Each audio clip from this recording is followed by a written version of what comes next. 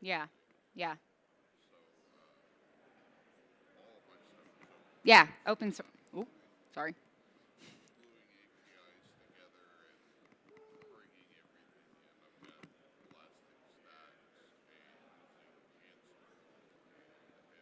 Mm-hmm. All right. Thank you. So should I go ahead and get started since it's 9:33? Okay. All right. You guys have to come sit down. Well, sir, I'm giving a talk to you. Congratulations. And you. And you. Couple people. I know those people, though. They're just coworkers. I'm just kidding. Just kidding. Okay. Okay, so we'll go ahead and get started. My name is Sarah, and I'm a technical content developer at Splunk.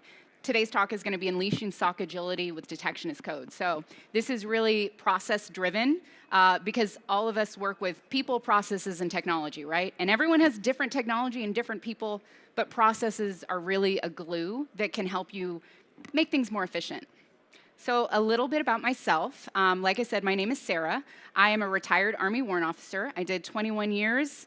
It was fun. I learned a lot of stuff. And then I went into the civilian world. And I worked at the Georgia Cyber Center, did training there for state agencies, including USG, which is the university system for Georgia. And I later went to AWS and worked as a technical curriculum architect, looking at their security curriculum. And then I came to Splunk and learned with Cisco. So now that's what I do. I work on security-based training using Splunk's security products. And like it says, my hobby is really just figuring stuff out. I just love new things and learning and figuring out how something works. So that idea of like a hacker mindset, I don't think about the hacker mindset as like someone that's doing bad things and breaking in. I think of it as someone that is figuring stuff out. So I try to embrace that. So that's a little bit about me. And if you want to connect to me and continue this conversation, which I would absolutely love because I love talking about detection as code and Splunk and all those things, WebEx is going to be available in your app, and I'm going to be monitoring that space until the 13th of June. So send your questions. If you need information, if I can point you to resources, this is the way to get in touch with me and keep that conversation going. All right. So we have a few people. I'm going to slow down for everyone. So you missed my brilliant introduction. I'm Sarah. We're not going to go back and rehash that. But now that we have a few people trickling in, you don't know about me, but I'd love to know about you. Anyone work in a SOC? Okay. Anyone work with Splunk? Okay, a couple people. DevOps? Okay, this presentation is an interesting merge of Splunk and DevOps. And really, to start and level set, I think everyone here has probably heard about this challenge, right? The threat landscape. It's getting harder. Threats are more sophisticated. There's a lot out there. We have to protect AI. We have to protect against AI. If you haven't heard that message, you haven't walked around here long enough. We know that's an issue. There's also an operational gap when we talk about our folks in, for example, a SOC facility using the UI and click, click, click, and click, click, click. It takes time to use the UI. We know that. So when we look at a SOC, we know speed is really important, but not just speed, direction. It's not just about detecting the threats. We have to know the threats that we're after and detect the right things. We don't need noise for our analysts to go through, right? We need really good detections. So a part of making your detection process better is going to be finding a direction and enhancing your speed. And really this talk comes from experience that I gained doing just that for my department and the folks that I work with. We were not originally using detection as code, but as I explored that area, I've done other things in the as code world, I really started to understand the power of that process. And so today, it's really about technology, people, and processes, but processes. And for those of you that know a little bit about as code, the as code piece is really a software engineering process, right? It's a callback to that. which is why I have my cute duckies on today. So if you need to solve a problem, we can talk to our rubber duckies. But that's the challenge. I want to make sure we kind of all understand that, we've lived that. Today's agenda, we're going to go over the detection as code lifecycle, and this is a process, and I'm going to walk through that process with some operational examples, okay? I personally learn best when I can connect a concept to what it looks like operationally. So as I talk about operational examples and I give you resources, understand that all of your organizations are unique, and you may not have the same technology that I'm talking about. You may choose a different technology for any number of different aspects of this cycle, and that's okay. It's really about the process and understanding how that works.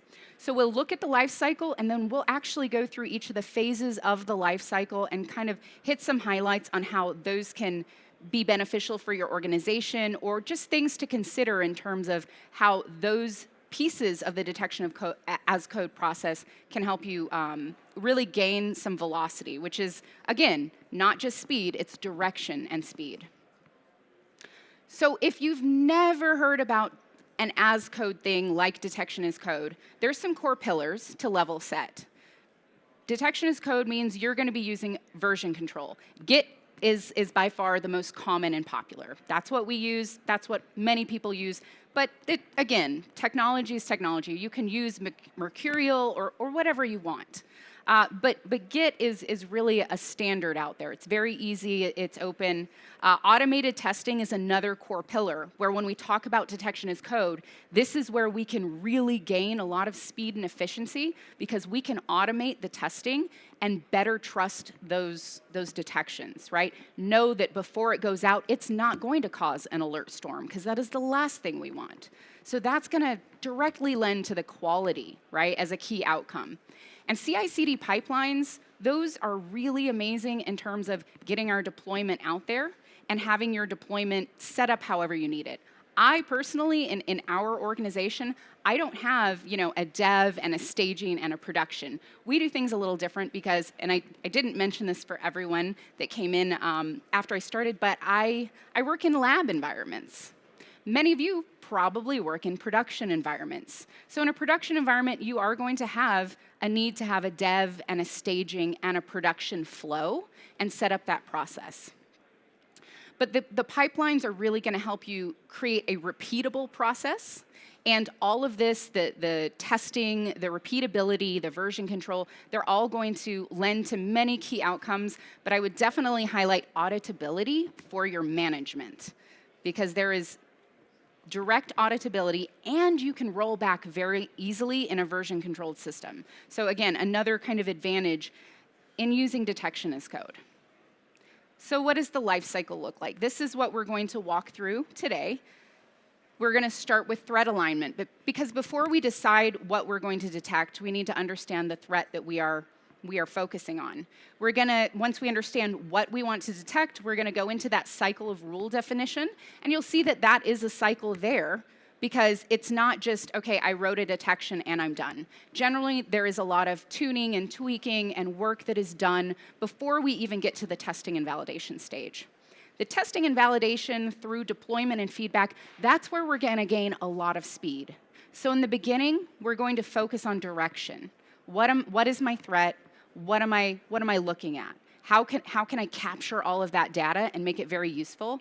And towards the end, we'll look at how can I speed up testing and deployment and feedback. So we're starting with threat alignment, and we're looking specifically for this example. Like I said, I like to bring things operationally. We're going to look at an analytics story. Now, however you do your threat alignment and assessment inside of your organizations is fine.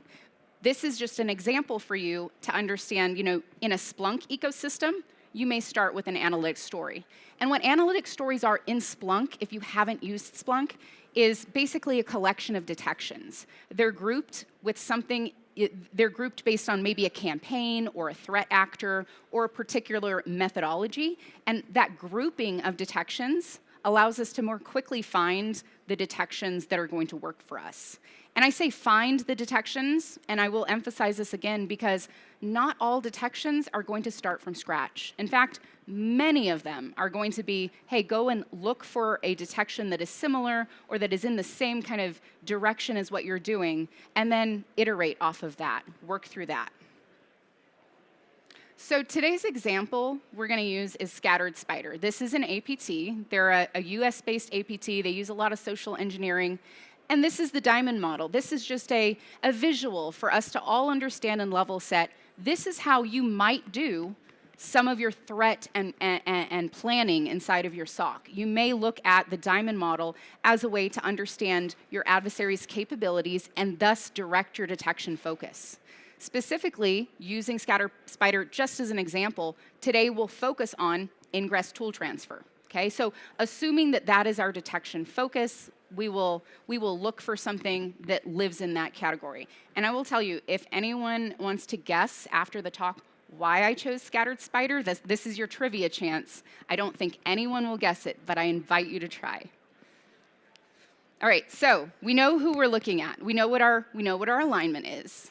Now we have to build our detections. And building detections in code means that that detection doesn't just live in the UI, and it isn't something that I have to click, click, click, click, click, click, and wonder who's changed it and when. It's going to be more akin to, with detection as code, a product. That is how we treat things in software as products. We version them, we iterate on them, we version control them. So that's how we're going to do detections. Now, what is my detection going to look like? In order to establish that, I have to understand what the attack looks like. So if you're not familiar with Bits Admin, this is a Windows-based tooling, and this is what, in particular, a Scattered Spider, again, this is just the operational focus we're using. This is what that may look like in a command line, just as an example. So this is what's happening on the attack side, and we need to get to the detection side of this. Now, like I said before, we don't need to write things from scratch all the time. We can go and look. Splunk Security Content is a repository of all of our free community-based detections, and that is something where you can find this detection, that's what this screenshot is from, and many, many more.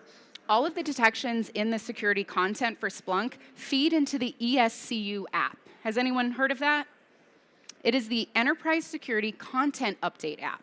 So when you have Splunk Enterprise Security, which is your SIEM, right, for your SOC, you can use the ES Content app, the ES Content Update app, free, and this has over 2,000 detections, macros, there's playbooks, there's all sorts of great security information in there. Now, you don't just enable all of them, right? You find the ones that you need, and you can try them out of the box, test them out of the box, but many times in our unique environments, we're gonna have to make little modifications to make sure that they look right.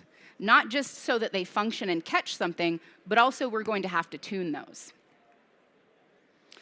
So before we get started with taking this detection that we located and said, you know, I think this kind of fits my use case, before we get started, I want to introduce the resources that I'm going to use as an example.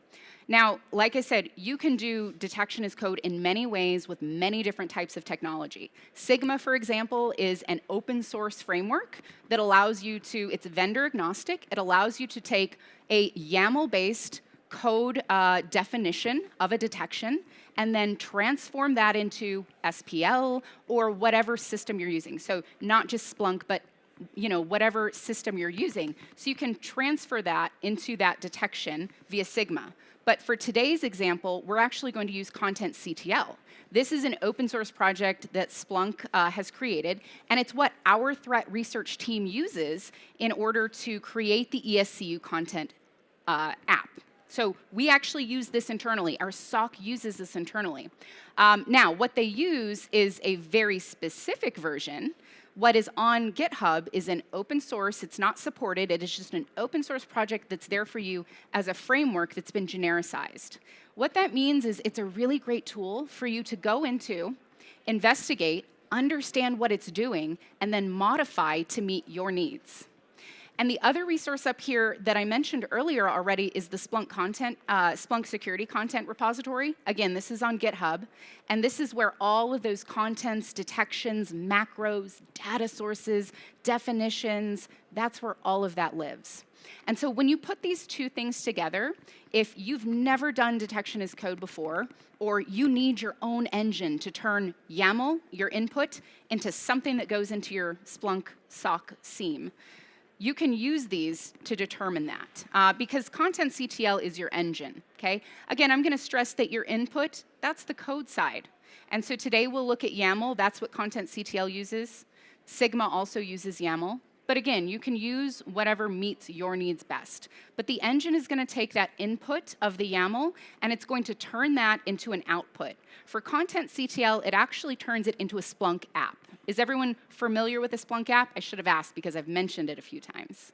So apps are how we load content and do things inside of Splunk. They're surprisingly easy to use and build, I promise you. I knew nothing about them, and I took a peek under the hood when I first started with Splunk and went, oh, this is where it's at. So Splunk apps are incredible. But we're gonna be using Content CTL sort of as a reference point for us. So again, whether we're looking at this through this lens or Sigma or something else, right here I have a YAML document, and this would be a header of your detection definition. Now this is what was pulled straight out of Splunk's security content. So that is where this YAML came from. This is the detection definition. And you'll see we have some information that I would expect in my detection. Simple things, name, who did it, who authored it, the type of detection, quick description. We also have telemetry. So I point that out specifically. This in Content CTL and in Splunk will be referred to as data source. But if you were using, for example, Sigma as your framework, this would be log source. So again, it's YAML, it's the same information, it's just slightly different in terms of what that field is being called and how that would be constructed in your YAML. In addition to your header information, again, this is just overall kind of your administrative side of your detection. We have the core of the detection. This is the heart of the detection, your logic. Again, this is scraped out of our security repo, so this detection exists. But I want to highlight that in this detection, there's two pieces of a detection when you construct the logic I want you to think about. There's the searching part, and there's the tuning part. So in the top here, on the searching part, for those of you that don't know SPL, don't worry about it. This is a lot, I know. But this is simply looking at a data model and trying to find, you'll see processes, transfer, add file. They're trying to find these particular processes from data that is inside of the endpoint data model, okay? So that's what we're doing here. When we find those, the rest of this, I know it looks like a lot, but the rest of this is just saying, when I find that, this is the information that I need to make sure I capture. So you'll see things like, process GUID, right? So you have a number of things here. Do you need all of that? Maybe, maybe not. Depends on if you're using it, okay? But a lot of the detections that you're gonna find in the security content repo have a lot of the, a lot of the fields are going to be present so that you can pare those down. And I mention that because I specifically do that as I'm customizing detections. I pare down to specifically the things I want. I may also have other fields that are not seen here that I need to add. The bottom part, that's where it gets really important. That's tuning. And as you all know, an alert storm is bad. False positives are bad. Now, bits admin is a Windows binary, okay? This is something that you may see in some organizations being used in a benign way, right? Whether this is legacy admin scripts or whether this is SCCM pulling updates. Now, that being said, this particular alert is not gonna trigger every time SCCM pulls an update. This is going to look specifically when the process itself was bits admin. When you see bits admin being used in terms of normal operations, bits admin as an executable is not the process calling, okay? It's gonna be like service host or PowerShell if it's like a legacy script or something like that. And so knowing those things is how you're going to tune. So here at the very bottom, you see how all these items have tick marks around them? That denotes that these are macros, okay? Does anyone know what a macro does in Splunk? No? Okay, so a macro is a really, really great way to make sure that you can change things within your detections without touching your detections. Or you can change things across a large number of knowledge objects without touching them directly. The macro itself is going to contain SPL that you provide. And in this case, if we're tuning, if I'm looking up here for these things, my tuning should say, but not these things. Okay? So while we have a search up here, my macro can tune out all of my noise, all of my benign activity that I don't want to actually alert on. So tuning is going to be important, and specifically in content CTL, you'll see in the security content repo, all of them have a tuning macro at the very bottom that is named the same as the actual detection name with filter appended. So that is a standard in content CTL, because this macro is empty, and you're going to populate that, is the thought process. So I point that out because even if you're not using content CTL, you need to have a structured mechanism for tuning, and macros is by far the most common and flexible way to do that. You'll also see inside of your detection definition things about risk and threats, and this is so important in security, because risks, what are they? They're the things that matter to you. The important people, the important things. What are threats? Stuff that can hurt those things. Things that can, impact your organization. So when we see this, I want you to imagine we're looking at YAML, which is very easy to read for a person. Imagine you're in an IDE and you have an AI helper. Imagine how easy it would be to take 200 detections and make changes to the risk or threat objects across those. So when we talk about detection as code, and I'll emphasize here at this point, if you have 5 detections, you're not ready for detection as code. You don't need it, because 5 detections is very easy to manage, click, click, click in a UI. When you have hundreds of detections, or like, for example, the Splunk ES content, 2,000 plus, it's not that easy. So that's where we need to have this information structured in code, versioned, and treated as a product, as it's iterated. And lastly, again, this is just getting us familiar with what the inputs look like. Lastly, you have carte blanche in terms of what you can do to customize your definitions. And what I mean by that is, while content CTL is going to map certain YAML fields to other things that will be in your savedsearches.conf file, this is the actual file that your Splunk instance is going to use in order to search. You can also add other things. So when you're using content CTL, you'll see you have tags here, such as the MITRE ID. Great way to categorize. Very important piece of metadata. It also makes it very easy when this is in Git in a code base to search for one particular ID, right? Like, I want to see T1105 because that is my ingress tool transfer. By searching for that string, I can find all my detections that are related to that very easily. So it makes a lot of things better in terms of finding things and adjusting things. It also gives you the ability to better understand your coverage, and that's something that we'll talk about a little bit later, where you can layer on Detection Studio. So are we gaining velocity yet? Not really. Really, all we've talked about is what your inputs look like, what those detections look like in YAML, the things that you need to pay attention to. Where we gain our speed and get the velocity is in these next parts: testing and validation, deployment, etc. So for testing and validation, has anyone heard of test-driven detection methodologies?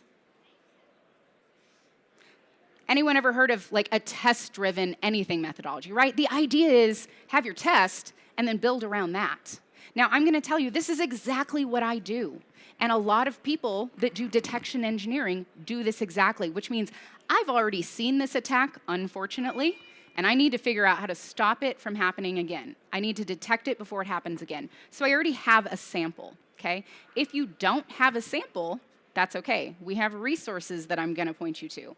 But the idea here is I already have a sample of what a detection looks, what the data looks like that should trigger my detection. I have my true positive. You also are going to want to find, and this is dependent on your organization, samples of benign, right? We want true negatives. We want to see those things that you've tuned out. You need to incorporate those things in your testing pipeline so that you can validate your tuning works. Now, like I said, if you don't have the resources or this is something new to you, these are open source resources that make this testing part a lot easier. The Splunk attack range, I get a lot of interest from academic folks, from folks with smaller shops. This is something that is on Splunk's GitHub. Again, free, open source, not a supported product. It's a resource for the community. Same for Splunk attack data. Now, attack data is a repository full of all the data. Someone's already run that attack in a test network, captured those logs and what they look like, and uploaded them here.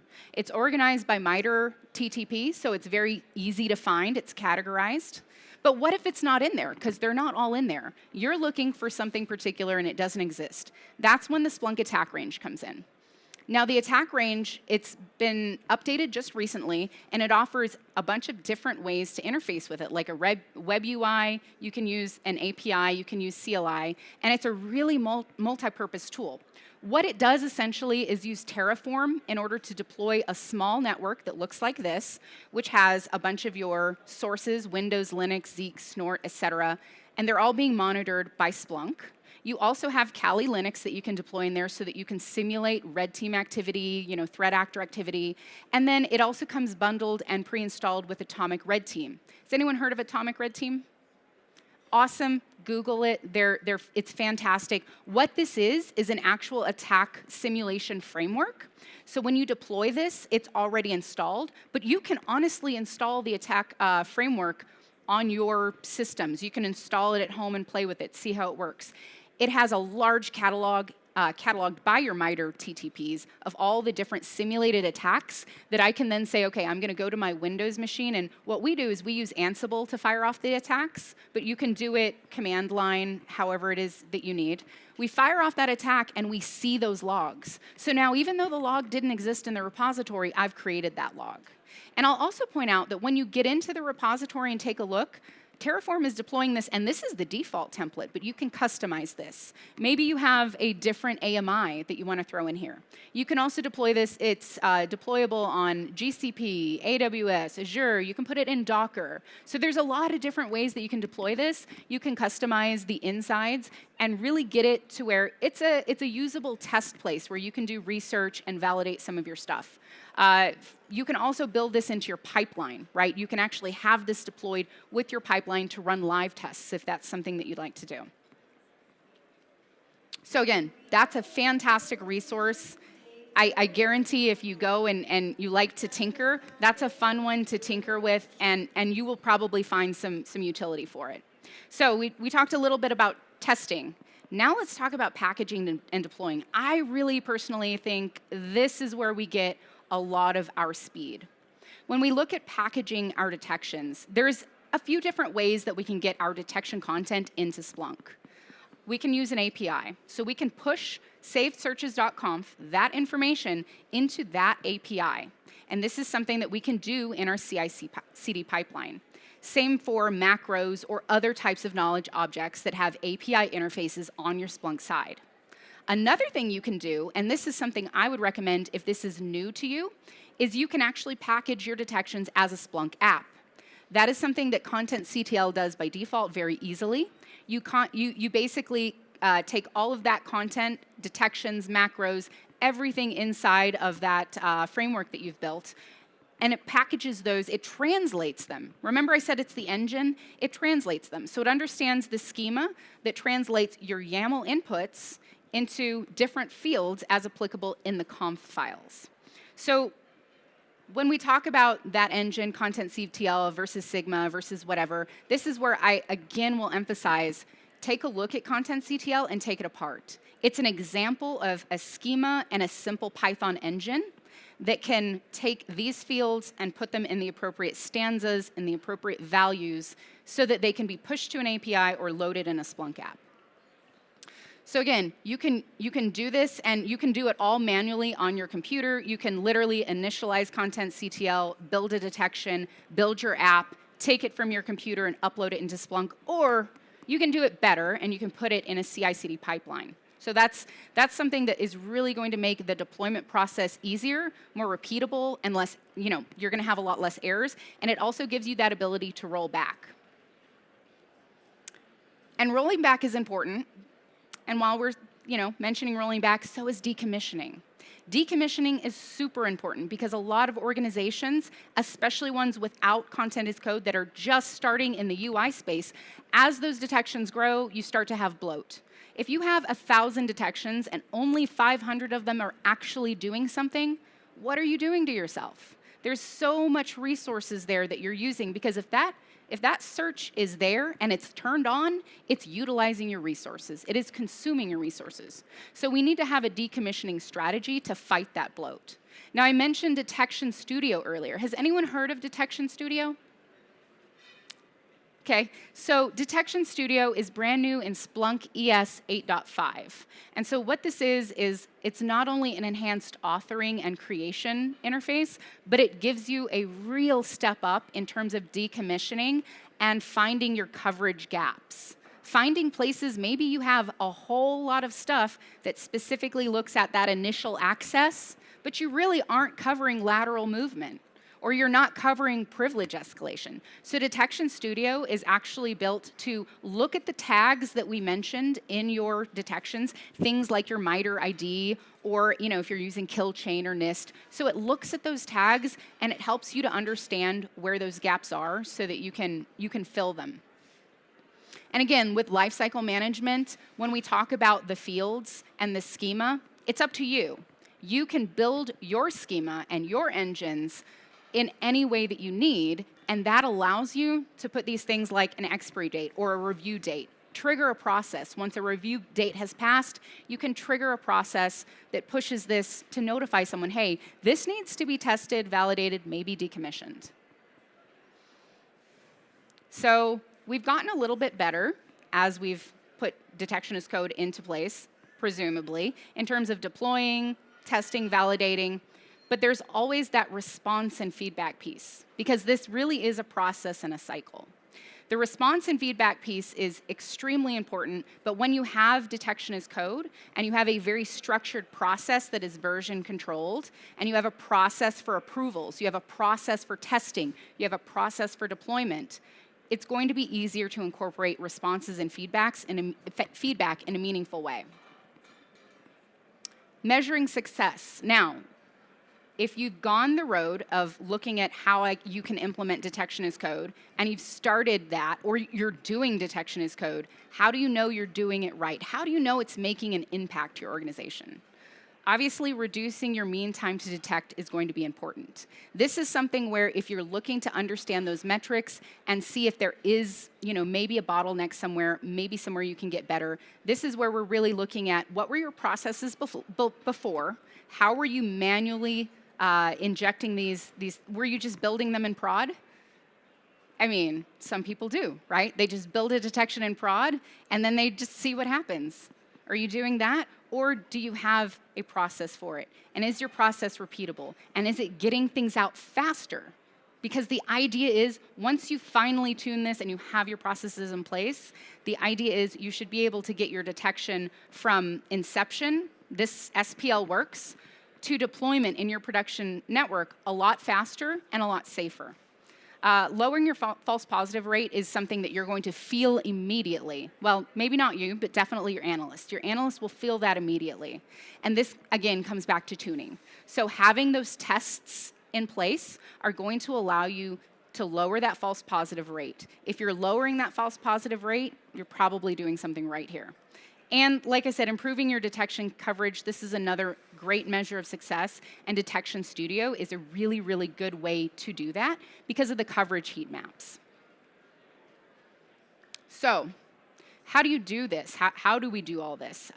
It's not easy. Like I mentioned before, this is a matter of people, processes, and technology.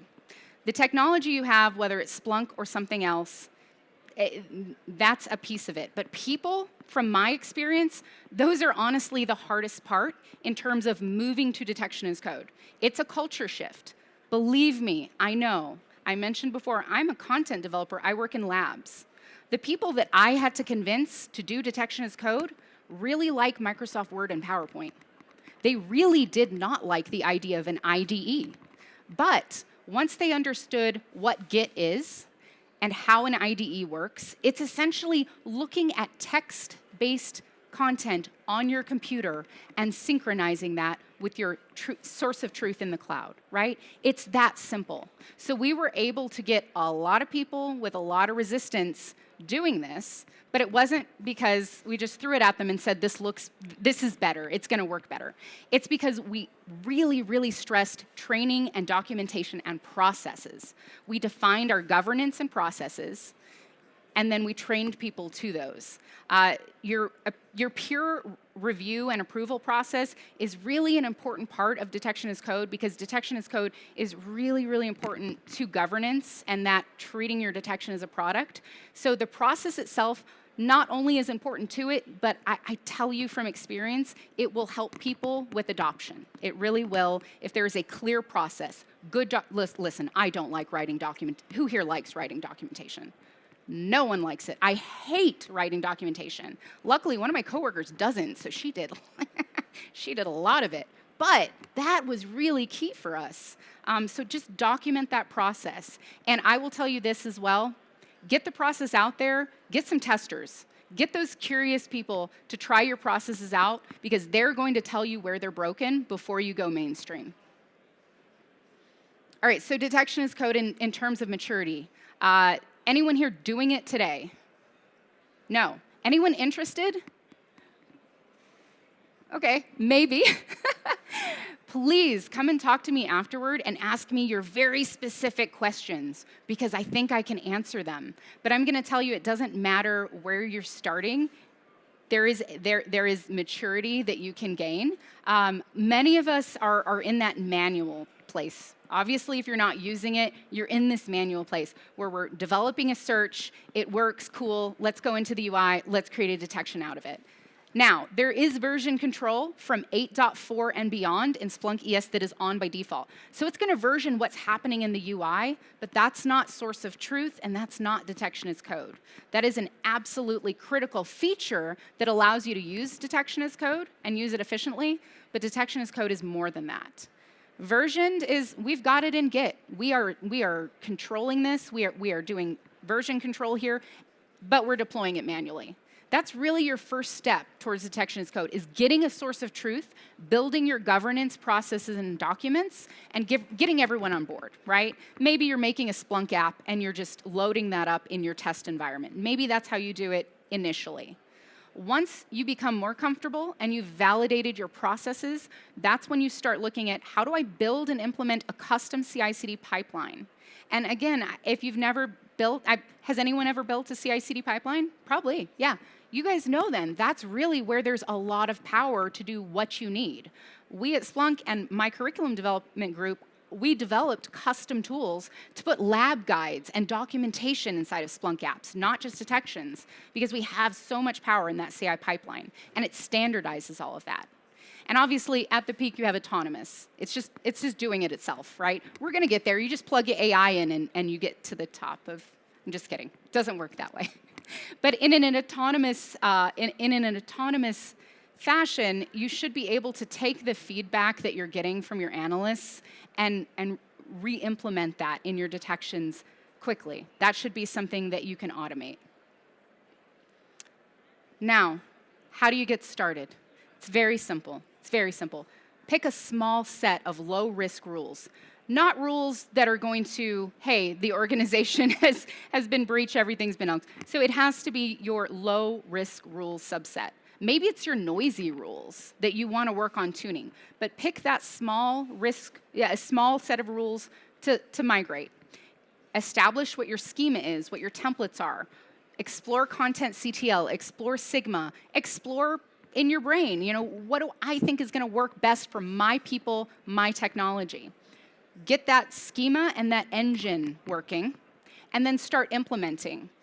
Create your governance, your review processes, and then once you have that working, build and iterate on your CI/CD pipeline gradually until you can get to that place of maturity.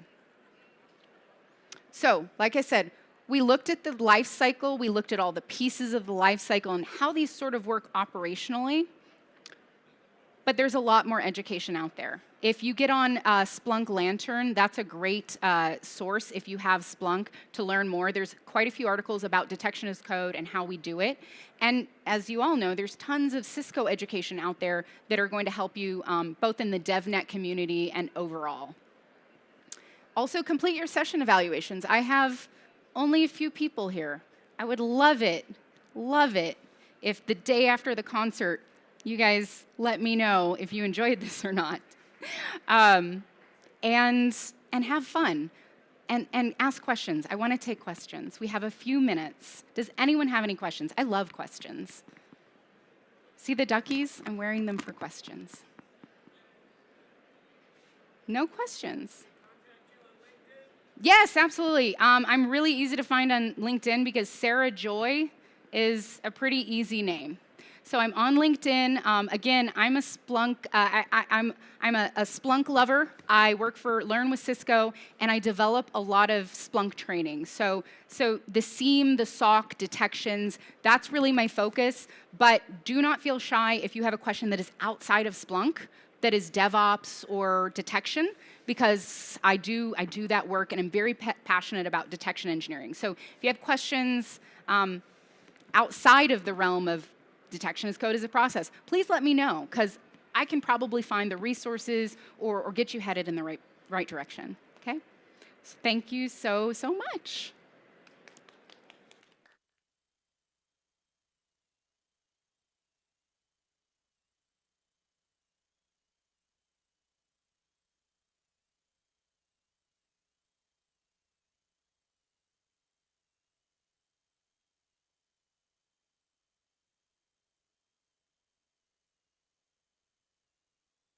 Ready to go?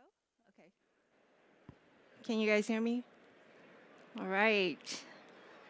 So we finally reached the last day of Cisco Live, and I'm so excited to be here, but also ready to go home. Are you guys? All right. I want to tell you something that happened to me on Saturday. And we're in a team meeting. And sometimes when you work remotely, you don't get to, meet your teammates or leaders often, right? And so one of our leaders came up to me and he said, "Hey, Mai, how's it going?" I said, "I'm doing great. How are you?" And he says, "I'm good." And then he goes, "Hey, Mai, do you know that your name means water in Arabic?" And I said, "No, I didn't know that." "Well, that's great. It means something positive." And so today, I want you guys to ride the wave with me into operational technology. And this is something that I've been working on with my colleague Jim here. He's also here to answer any questions if you guys have it. And last year in Cisco Live San Diego, I was here to talk about that same exact problem with operational technology. So we hear these terms like IT-OT convergence, but what does that actually mean, and the digital transformation that's happening within this space? And so IT-OT convergence, it doesn't mean that one is replacing the other. It just means that we're seeing more connected devices being connected to critical infrastructure. And along with that, we also see a huge skills gap, right? We have a generation of workers who's getting ready for retirement, and they're taking all that institutional knowledge with them. At the same time, we also have a huge IT set of professionals who's either transitioning into this industry or just starting to learn about it. And then we also have this next wave of generation. You have your Gen Zs that's coming in too, right? So how do we get all of these people to secure our future? And I really want you all to please join the conversation on this, because your perspective matters to us, because it will help us drive our strategies around skilling, as well as the technical education component to be able to be successful in operational technology. All right, so before we dive in, I'll just take you through the roadmap that we'll be going to today. What I'm most excited is to be able to show you how we can practice these skills in Packet Tracer. And along with that, I'll also be providing some free resources for you to share with your colleagues and your organization today. All right, so how many of you are familiar with operational technology? Okay. And for those of you who aren't, and this is a new topic, when I think about operational technology, I think about it's a mixture of hardware and software that runs our physical processes and critical infrastructure. So think about manufacturing, oil and gas, transportation, healthcare, water treatment facilities, and so much more.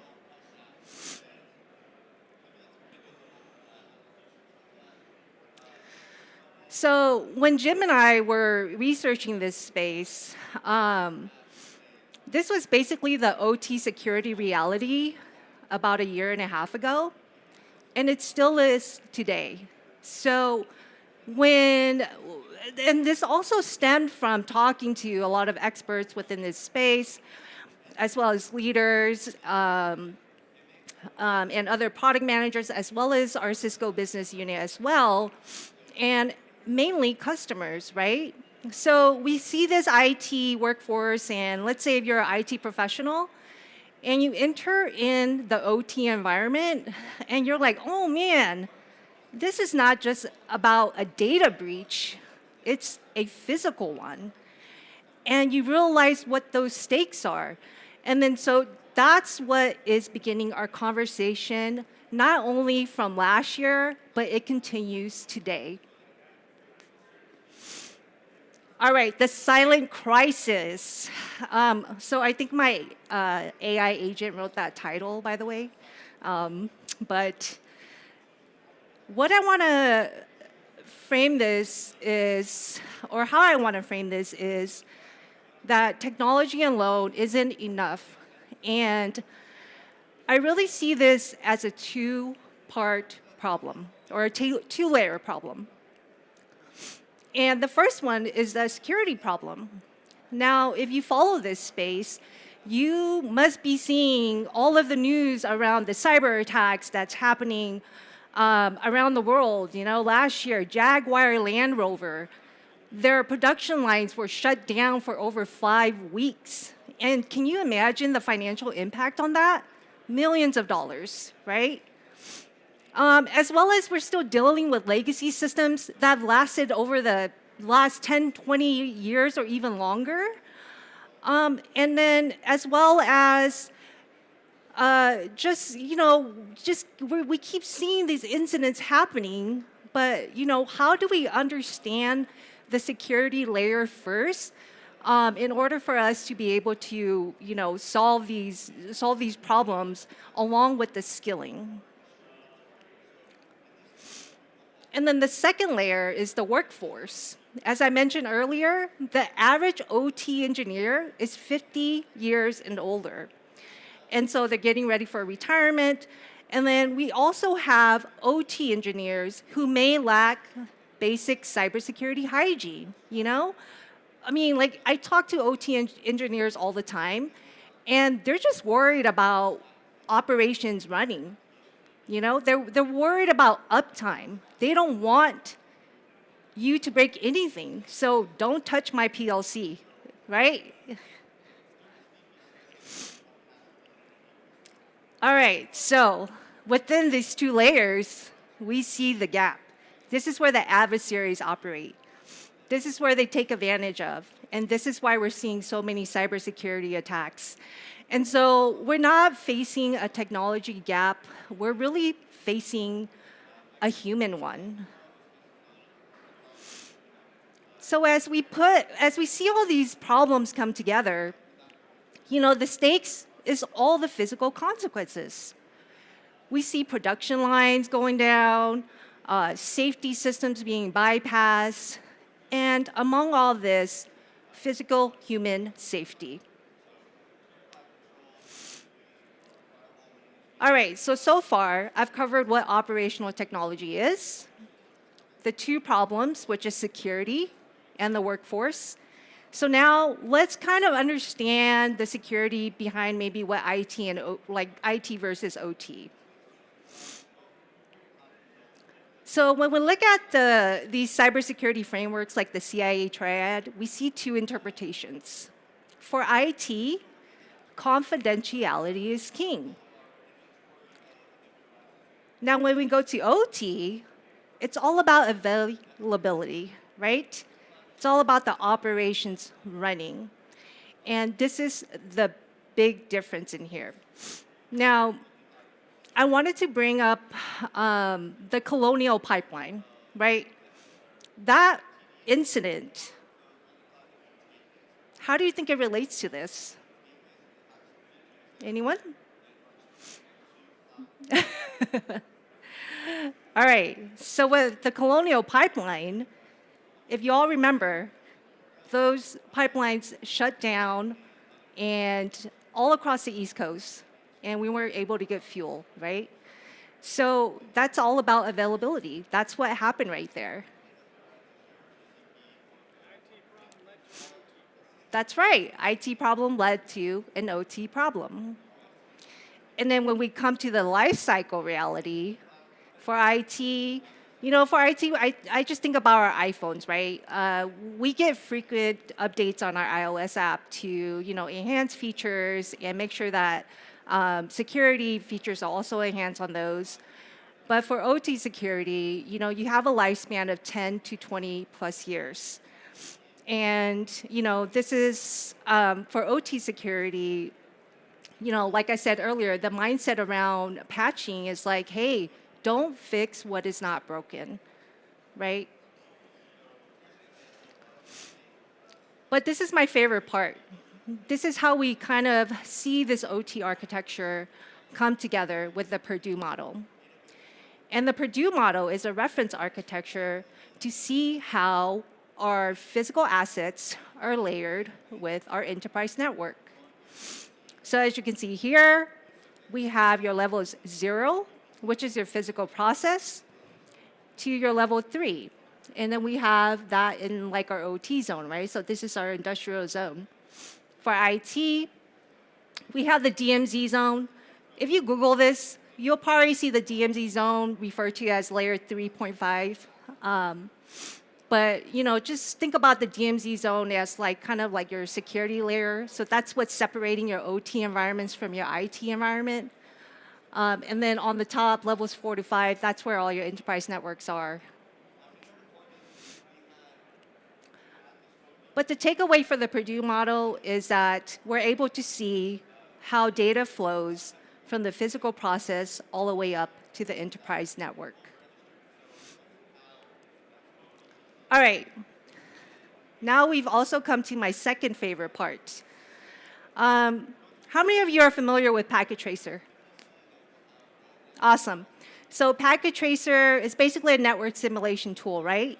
But for this version 9.0, what we've done is we've added IoT devices into Packet Tracer for us to be able to simulate industrial control systems, and with that, put in place the Purdue model so you can kind of see how this network kind of looks like. So let me go ahead and just open that up really quick.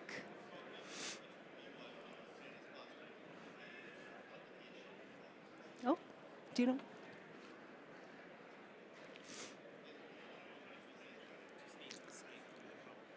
Oh, I did. Let's see.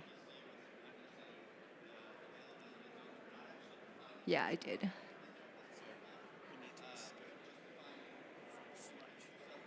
One moment, please.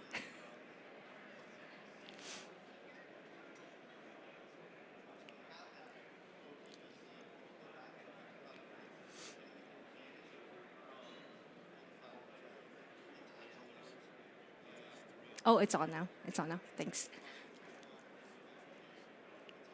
All right. So what we're going to do here is what I'm showing. So what I just talked about the Purdue model, and we see these. We see our three different zones here. We have your enterprise zone, your DMZ zone, and your industrial zone. So what we're going to be focusing on is just the industrial zone today. And what we're going to be doing is connecting our PLC, our programmable logic controller, to our IE switch to be able to turn on the actuator, right? And how we're going to be doing that is using an automation application that we've mirrored to basically program a PLC, right? So we're going to go ahead and do that. And I'm going to need your help here. So we've already, let me just hover over here. So we've already set up the IP address for the PLC, and it's 192.168.1.3. Now, let me just go back a little bit. We see this in the logical view, but if you want to make it more realistic, we can also go to the physical view as well. And since we're in Las Vegas, I've put a map here of the boundary of the industrial zone in Las Vegas. So we can just go ahead and click in here. And voila, we have our data center, we have our industrial control panel, our engineering workstation, and our actuator. All right, so let's go into the industrial control panel. And then here we'll see our IE switch along with our PLC. And we'll want to connect this.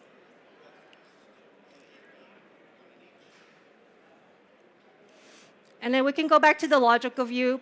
You can see that it's not fully connected yet, but if we give it a few seconds, it will be.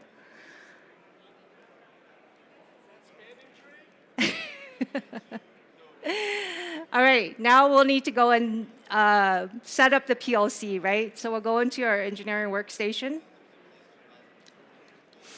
And then we'll go into our industrial automation app. Now what we'll need to do here is put in our IP address. Does anyone remember what it is?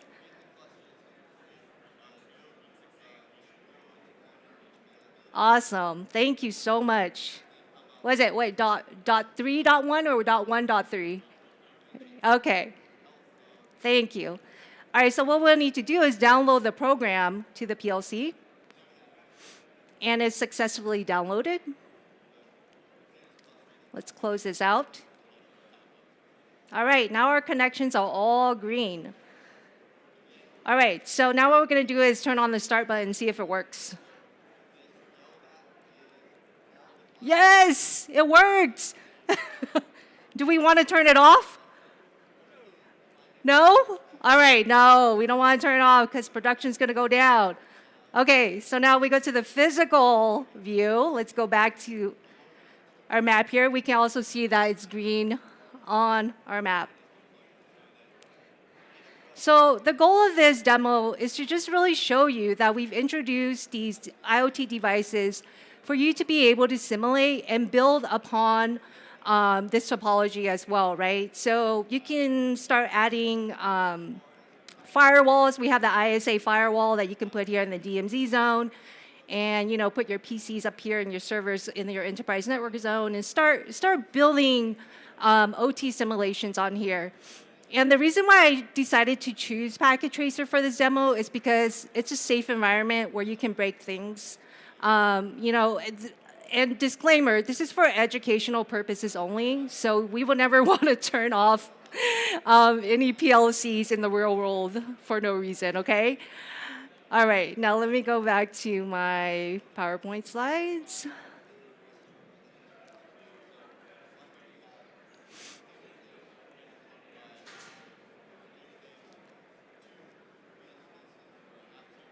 Okay, let's see here.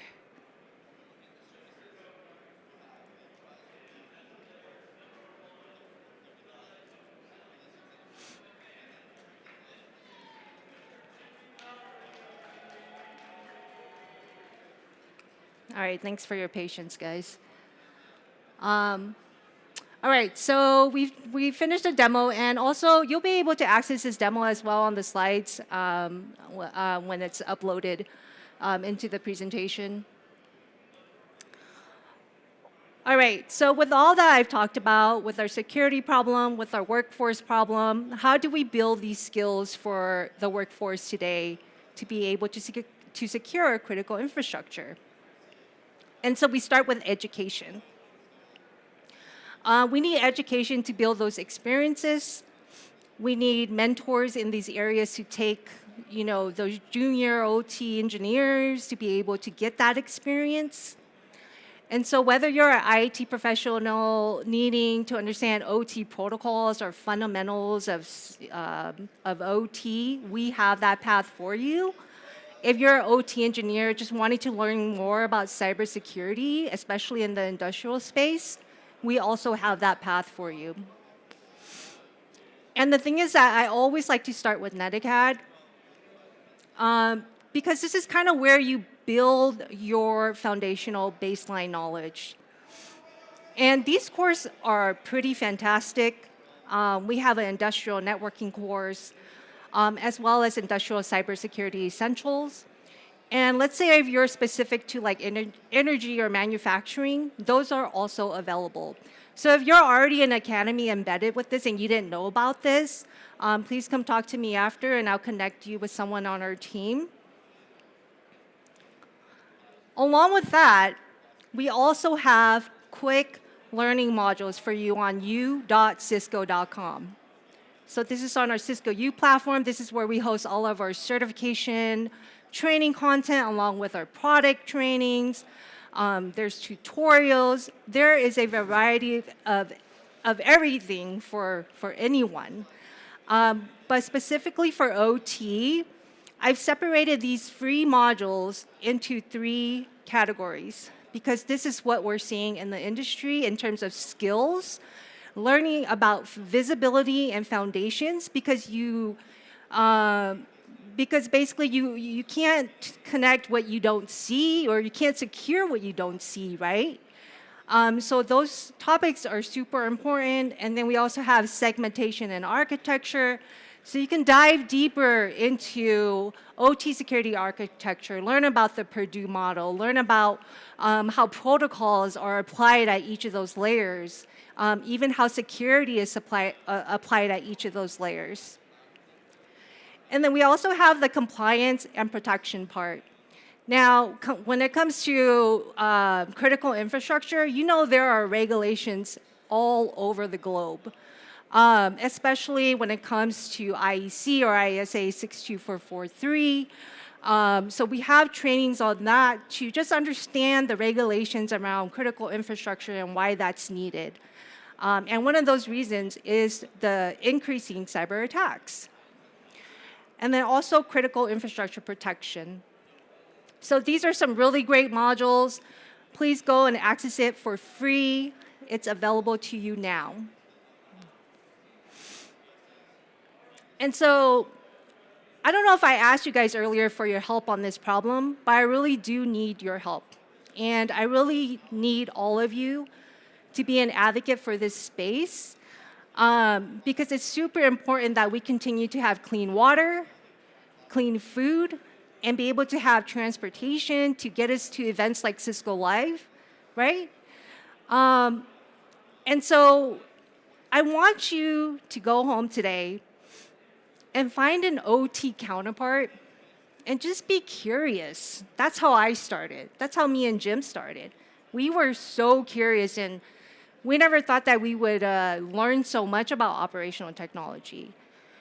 Don't go to them with a remediation plan right away. They might kick you out that control door, right? So be curious, ask them questions, maybe ask them to show you how their system works so that you as an IT security analyst can understand how OT is, or how that, whichever environment it is architected, and you'll be able to implement your security, your firewalls, things like that appropriately. Next, I want you guys to try to prioritize training. Now, I know prioritizing training is hard because we all have 9 to 5s. We all might be out in the field working on a project. But the resources that I provided, they're all free. So you have no excuse, right? They're all free.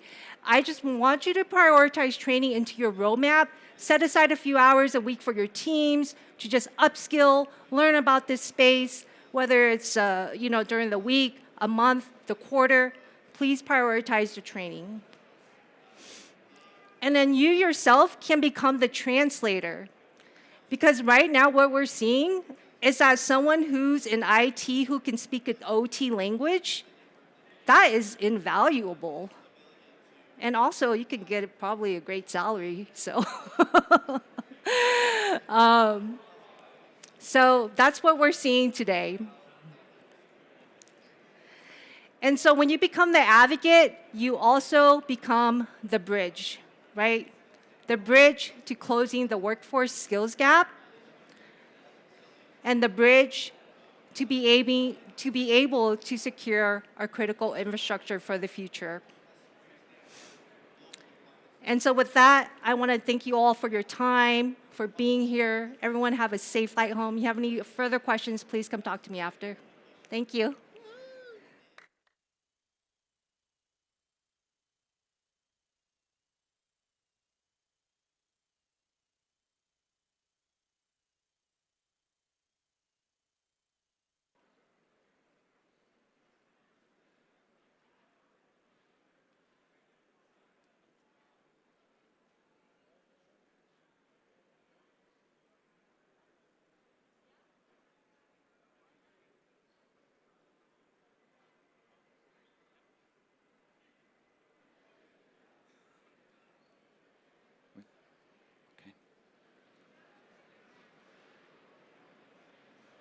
Hello, everybody, and welcome to my session here.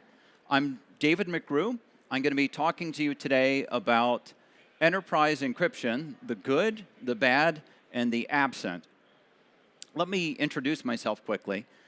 I'm a Cisco fellow, and I spent about a couple of decades designing, implementing, and standardizing cryptography, including GCM and secure RTP, if you know those things. And so I have strong opinions about what makes good cryptography, and my real passion is like making sure that things are actually secured in the real world, which is pretty different than like understanding the theory. So I'm really glad you're at my session today. You know, we're the hardcore people who have had a long week, but we're still here. Thank you. Please do join the discussion in the WebEx app. So Blake Anderson, my coworker, is moderating the session, so ask him all the hard questions. I try to prep him with some material that he could share. Here's the agenda that I want to cover today. First of all, we should understand what we mean by communication security. What are the goals that we have for communication security? Why are we using cryptography? And then I'm going to spend some time talking about the evolution of internet security, because I think that's really key to understanding why we are where we are today, which is, you know, we look at our networks, sometimes the encryption's great, sometimes it's not so great, and sometimes it's like, where the heck is it? So after that, I want to talk about like the real threats that we should be focused on, which is kind of like the motivation for why we use good cryptography and what are the risks associated with bad and absent cryptography. I'm going to talk about quantum safe encryption, and you know, we all want to be quantum safe. I'll talk a little bit about what that means. It's a big transition going on now, and we definitely want to track on that. And then I'm going to talk a bit about what happens when there isn't encryption, right? And the biggest risk there is around exposed credentials, things like passwords on the network. So there's a lot of detail on that. I'll try to cover all of that quickly.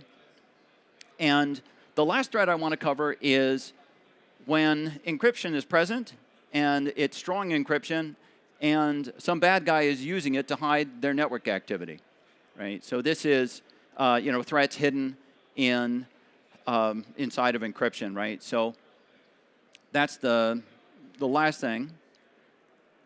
Here's the cheat sheet, right? So if you want to pass the test, but you don't want to attend the whole session, here are the takeaways that I hope you have today. So the threats are listed on the left there. So some encryption is absent, right? Some data is on the wire, and it should be encrypted, but it's not. And it's important that we actually understand where this is taking place and understand, is it creating a risk? And then there might be an upgrade that we need to do, either to a configuration or for software or for hardware. And similarly, there's vulnerable cryptography on the network. And two categories here, right? We have regular vulnerable cryptography, which means that, like, for $100, we could break it using Amazon Cloud or whatever. And then there's quantum vulnerable cryptography, which means that, a quantum computer could be used to break it. And, the last category is the kind of different one, which is like, okay, the threat's hiding out in malicious traffic. And I'm going to be talking about, detecting this, like, malicious activity that you can't directly observe with an IPS system.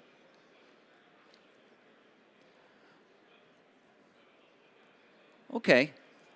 Maybe I should state also, like, if you want a clarification, just raise your hand, shout it out. I'm happy to take questions during the presentation. There's a microphone at the back. I guess there's 2 microphones at the back. But if you need a clarification, just shout it out, and I'll try to leave a little time for questions at the end as well. Okay, communication security means protecting data as it transits an untrusted environment, right? Cryptography is the science of providing that protection using secrets. And when you hear cryptography, you probably think encryption, because that's in a lot of ways the most important sort of cryptography. And encryption provides confidentiality or privacy for the data, but there's other important security services like message authentication. So you want to know, like, if you're in this picture, we have a client sending a message to a server, and the server needs to know that, like, the message wasn't altered in transit, and the message really originated with the intended sender. And the last really important security service is entity authentication, which, the buzzword is identity, and there's a lot of aspects to identity. Entity authentication is this really important service that verifies that the communicating party is who you think it is, right? Because if it's not who you think it is, then you have no other security service, right? I want to just talk a little bit about, like, what are the recommended entity authentication methods, because later on in the presentation I'll talk about bad stuff. And so here's the good stuff, right? So digital certificates are good. A hardware token, a hardware security key is good. Multi-factor authentication is definitely a good, entity authentication method. There's standards like FIDO2 and SAML and OAuth, and these are good. Which isn't to say that every implementation of all this stuff is perfect. It's not, but these are, would be the recommended way to get your entity authentication done. Okay. Okay, so how did we get to where we are today, where, like, we look at our networks, there's a lot of good encryption, there's some bad encryption, and then there's the missing stuff. Okay, the internet was, famously designed in the 80s and even before, where, everybody was friends, right? The original internet, fewer than 1,000 nodes, and pretty much everybody knew somebody at the other network nodes. So everybody on the internet was friends, and there was no reason to mistrust anybody, and there was no real security mechanism built into anything. And then you get to the 1990s, where people, the internet starts to get bigger, and we deploy internet firewalls, and we're like, oh yeah, the firewall's protecting us, but behind the firewall, everybody's a friend, right? And then in the dot-com era, we saw, like, wonderful flowering of all these new crypto security protocols got introduced. The crypto algorithm standards got better, but it was oriented towards web commerce, right? Which was the main focus. It wasn't, like, exactly what we want for enterprise security.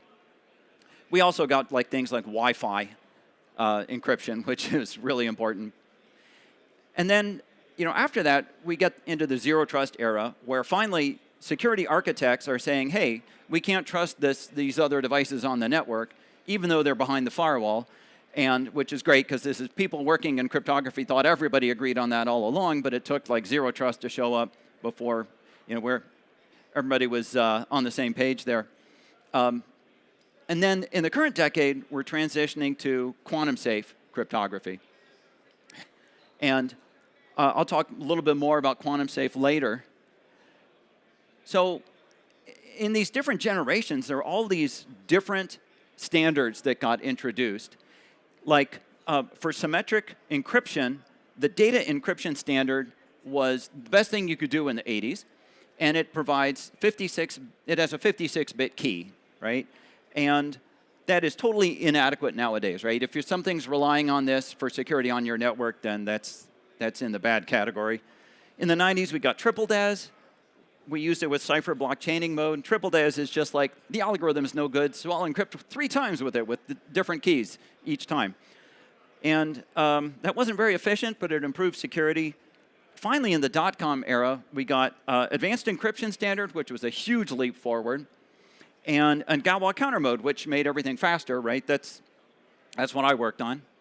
And currently, you can see in the quantum safe, we're keeping AES, but we're moving to 256-bit keys, basically. Not big changes there.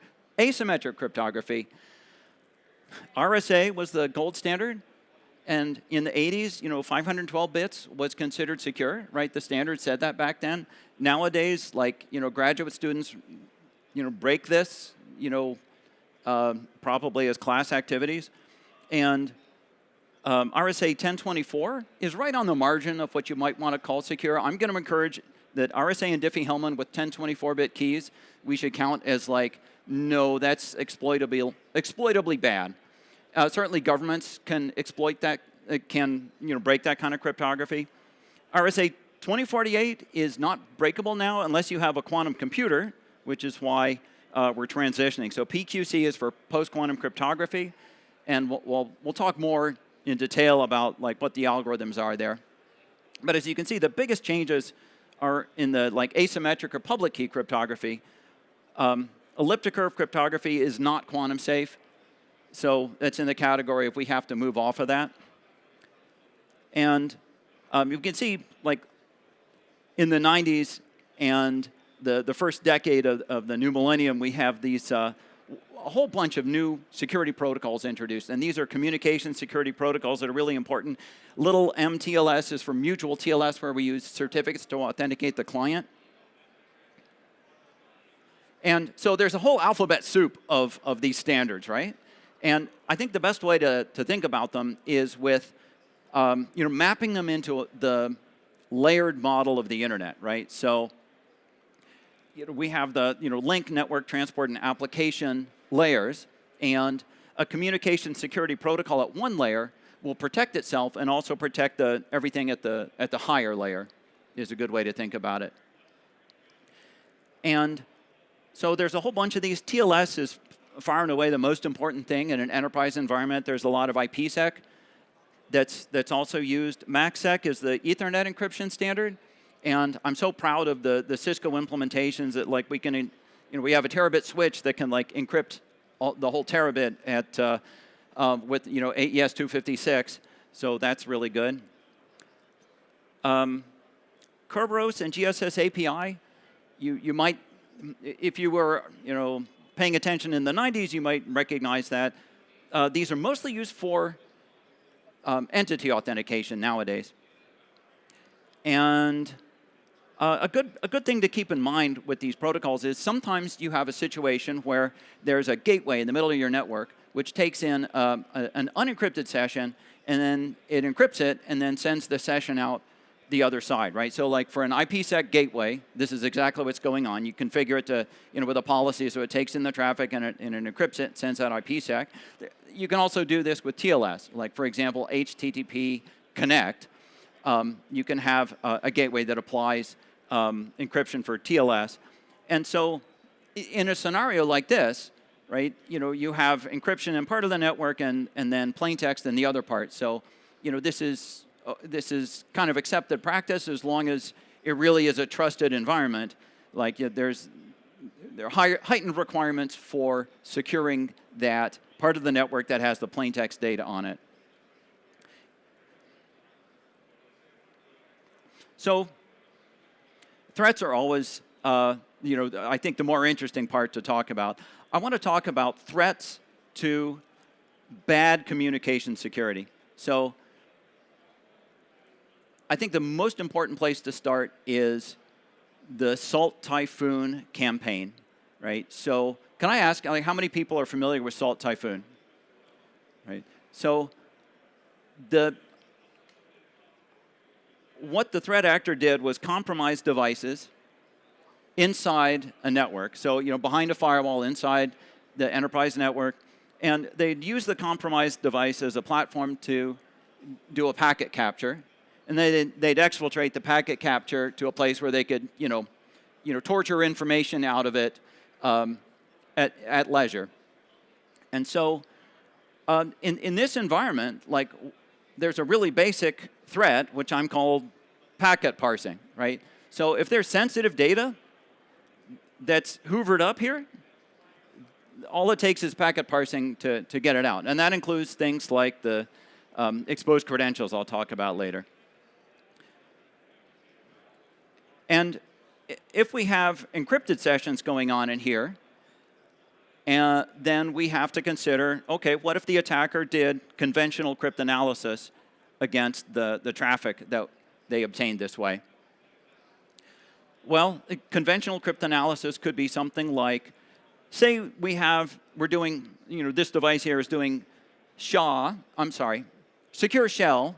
We're going to do secure shell with a 512-bit RSA key, right? So that is an inadequate key size, and if that traffic was captured here, then conventional cryptanalysis, we could break that RSA key because it's too small, it's weak. So that's what I mean by conventional cryptanalysis here.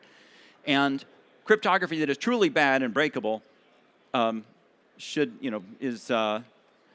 we have to consider this threat.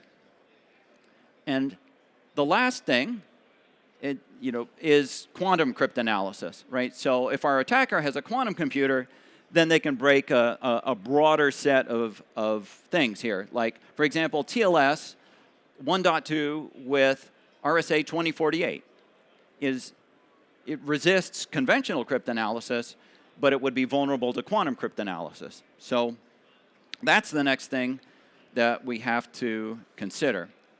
So if you're familiar with the threat of a quantum computer, this will be familiar to you, but I want to make sure to explain it carefully. A quantum computer is a hypothetical device that nobody has ever built or demonstrated. No serious cryptography has ever been broken with a real quantum computer that's actually been built. But a huge amount of money is being spent to try to build quantum computers, and many experts believe that within a decade, somebody will be able to build a quantum computer that can actually break RSA 2048 and any elliptic curve cryptography and any Diffie-Hellman and any other RSA key size, right? So quantum computer is a hypothetical threat, but a threat that we need to take seriously. The major attack against from the quantum threat, it looks like this, right? So our attacker stores a packet trace of some data. It's sensitive data encrypted with a quantum vulnerable algorithm, and then they archive it, and then they wait until later on. See, this was supposed to be done in 2026, and then in 2034 is when there is a quantum computer available to our adversary that has, so the quantum computer has been built and designed and productized, and our adversary has access to it. And the cost of taking your session out of the archive and running it through the quantum computer is so low that it's attractive enough to the adversary to try to break your session, at which point, they have whatever the sensitive data was. And so whether or not this is a really important threat to you depends a lot on context, right? So if it was like a password that expired in 2027, knowing it in 2034 isn't a big deal.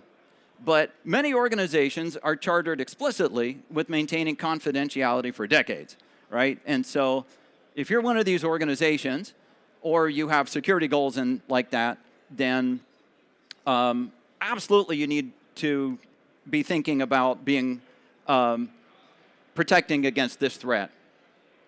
And probably the organizations we all have in mind, because they are explicitly charged with maintaining confidentiality for decades, are governments, right? So the U.S. government has really led the way with driving towards the use of quantum-safe cryptography.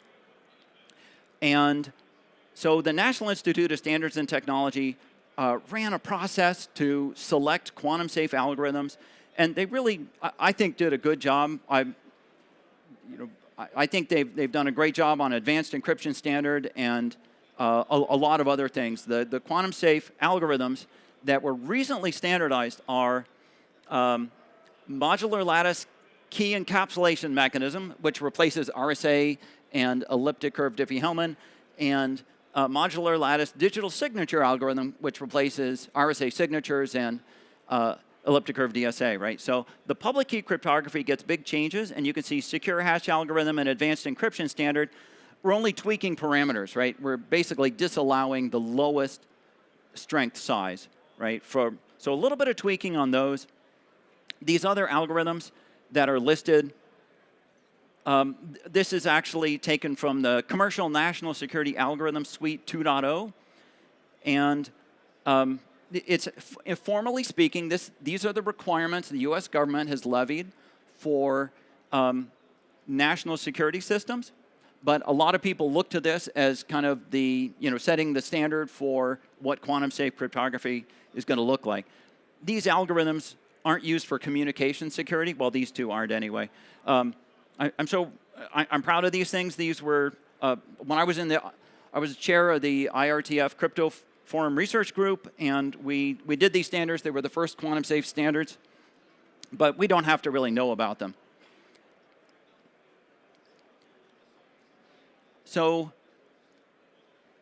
again, for quantum-safe cryptography or post-quantum cryptography, we should view this as a migration. Like when you're deploying something new, when you're buying something new, when you have something that is going to be deployed for 10 years, absolutely it should be quantum-safe. But then as far as like things that are like actually at risk today, it's the vulnerability to conventional cryptanalysis that's actually a more imminent threat. And my recommendation would be to regard RSA and Diffie-Hellman less than 1024 as a significant risk, and elliptic curve cryptography less than 160 as a significant risk. And you don't see much of that in enterprises, but I've seen plenty of it. So it's the sort of thing that I encourage you to look to that, and if you are tracking on cryptographic security, it's a good way to think about it. So symmetric algorithms, data encryption standard, the key size is too small, and RC4 is, it actually has a biased key stream, so if there's a lot of repetition in what's being encrypted, the attacker can actually make inferences about what the plain text is. And so that shouldn't be used. Both of these things have been deprecated within the standards.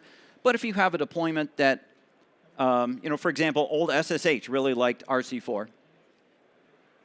And so if you have some old SSH running somewhere, you might want to scrub that. And for hashing, MD4 and MD5 are really terrible, and SHA-1 isn't great. I didn't talk a lot about hash algorithms. If they're used for collision resistance, especially in digital signatures, that's the big exposure. Okay. Yeah, question? So obviously we used MD5 for hashing for a really long time. We moved to SHA-1, but the ability to have a hash that you can trust that verifies the packet wasn't modified in transit is a really important thing. So if SHA-1's not reliable, where do we go from there? So SHA-256, right? So the SHA-2 standard has, specifies an algorithm that's, SHA-256, SHA-384, and SHA-512 that represents, those are the output widths of the SHA-2 standard. Okay, so you're saying the next generation of SHA is okay? Yes. But I didn't know how broad you were stating that with that. Yeah, very good. So to make sure everybody got the question right, you know, I'm saying SHA-1 is bad, right? This is the thing from SHA was designed in the 90s, and then SHA-1 was, I forget if it was late 90s or around 2000, but then SHA-2 is the modern standard, right? So I'm saying SHA-1, the old thing, is bad, not SHA-2, the more modern standard. Yeah.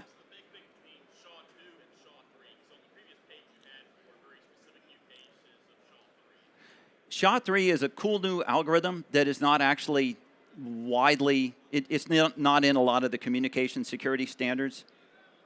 And so that's kind of a different thing.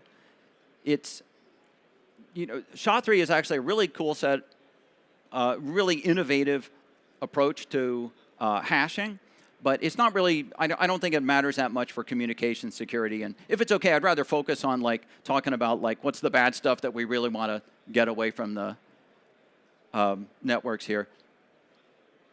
So I'd like to pivot next and talk about what happens when there is no encryption, right? And so there's data on the wire, it's not encrypted.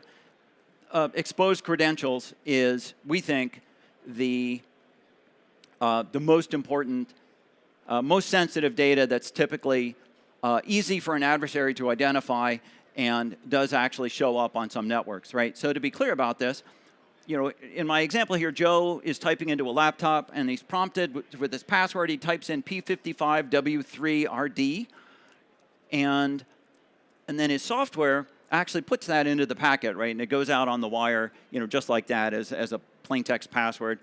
And so this is what we would call a plain text password. And with my colleagues at Cisco, we have basically categorized exposed credentials into these three categories: plain text passwords, plain text tokens, and password-derived data. So a plain text password is like really insecure because if an adversary gets it, they can log into the server and pretend to be Joe. And then furthermore, passwords are commonly used in multiple contexts, right? That, you know, when, you know, Joe might have used the same password for a totally different system, and the adversary can just take that password and try it in any of the systems that Joe logs into. And so, you know, this is absolutely an attack pattern that we've seen, and we want to keep passwords secret, right? I guess that's obvious. A plain text token is a different sort of thing. Like a JSON web token is probably the best example of this sort of thing, where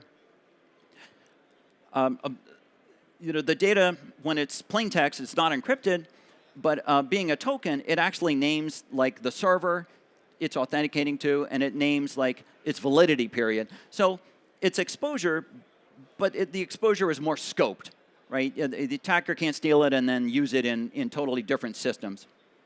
And the last thing is password-derived data, which is kind of a special case, and it's interesting. It's sometimes as bad as plain text passwords, but it's sometimes not really vulnerable. So let me explain what I mean by password-derived data. One approach to authenticating a user with passwords would be something like this, right? We take the password, and instead of just putting it into the packet, we're going to run it through a cryptographic hash function, like we'll say SHA-2, and then the output of SHA-2 is going to be some like random-looking thing, and we're going to stick that in the packet instead of the password, right? And there might be other inputs that go into the hash function here, but that's just a detail. And so this is a better thing than putting the password out there, but there are tools that attackers can use to reverse these passwords. And Hashcat and John the Ripper are the most prominent tools in this space. If you go to DEF CON, the Hashcat people have a really great presence there. So what Hashcat does is it takes the data off the wire, and here's an example of what a string might look like. And Hashcat expects input strings, and they'd be formed like this little notation of $signs. This is like, here's the hash function we used, and here's its output. And we feed that into Hashcat, and we have to specify the mode. Hashcat then takes like a dictionary, like a big file of like password candidates, and it runs each of those candidates through the hash function, and it says, oh, does the output match the data that was on the wire? And if it does, then you found your input password, right? So even though this is not a directly reversible function, anybody can apply the function to their candidate passwords, and if their candidates include the actual password, you find it, right? So Hashcat's a really fun, sophisticated tool that you can customize it with rules that say things like, if you see a 3, try an E, or try an E for a 3 and a 3 for an E, and that sort of thing. And so password-derived data, in some cases, is really vulnerable. If you let users choose their own passwords, and you don't have a strong password policy, and then password-derived data, the attacker can strip things out, strip the password out. So this slide is, I'm sorry, it's a little bit busy, but this is where the fun details are. So we learned about these plaintext passwords, password-derived, and plaintext tokens are like 3 types of exposed credentials. Here's how they map onto real-world protocols. And so with my colleagues at Cisco, we did an effort to develop a tool to identify exposed credentials when it appears on the wire. And I'll talk about the tool in a little bit. But this is what the tool implements. And it's a little bit complicated. Let me take HTTP as an example, right? Because that's an important protocol. HTTP is often run with no authentication whatsoever, and sometimes that's okay. So OCSP, the online certificate status protocol, it's used to check to see if a certificate's been revoked. That's run over HTTP, and it doesn't need authentication. There's cryptography at the application layer there, so it's okay for HTTP sometimes to not have any authentication. But when there is HTTP authentication, there's a special header for that. And it could be basic authentication, which is a plaintext password, or digest authentication, which is password-derived data. That would be like MSChap, or there's a whole number of things like that. And then also bearer authentication within HTTP is for things like JSON web tokens, right? So if that showed up in plaintext, that wouldn't be good. And so it's kind of a complex situation to, if you just have HTTP traffic that's not encrypted on your network, it's not necessarily an exposed credential. It does take a little bit of, you have to peek into the packet and see what the authentication method is. But once you do that, you can actually find things like, which type of credential is it, and what's the user account associated with it. And so that's really valuable context for figuring out what has to be upgraded or what configuration has to change. The LDAP protocol is commonly used in enterprises to authenticate users. And it's kind of strange that simple authentication for LDAP is more widely deployed than I would have expected, knowing what I previously did before I started looking for exposed credentials.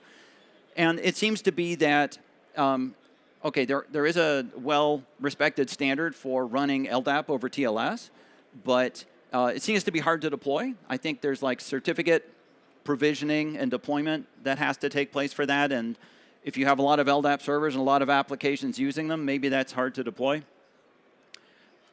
FTP, for example, if you have a large enterprise, there's a reasonable chance that, somebody set up an FTP server so a partner could upload or download files.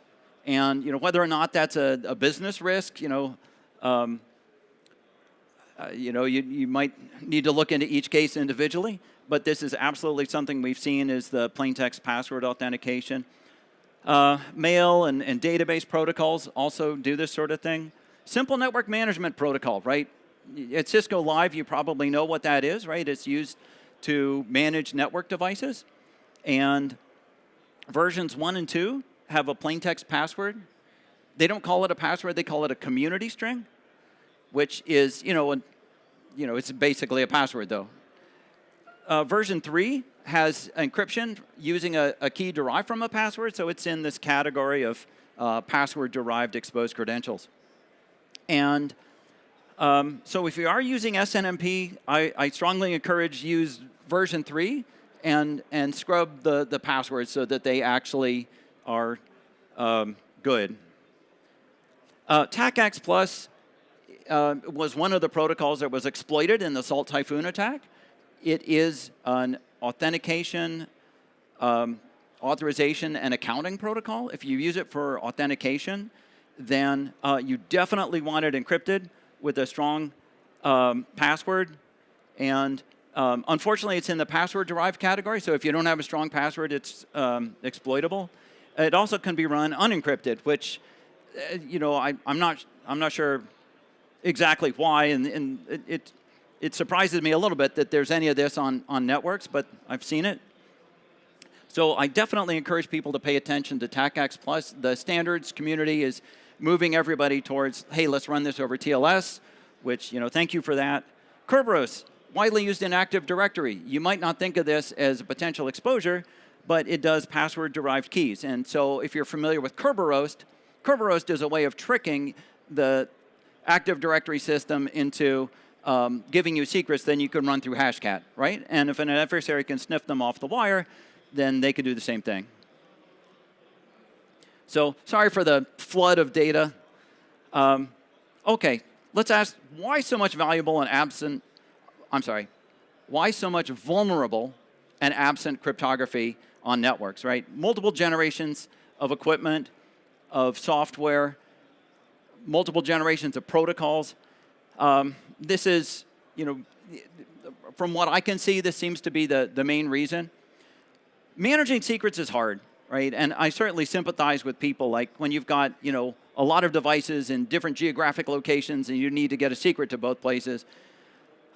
It's not always easy to do. Managing certificates is even harder.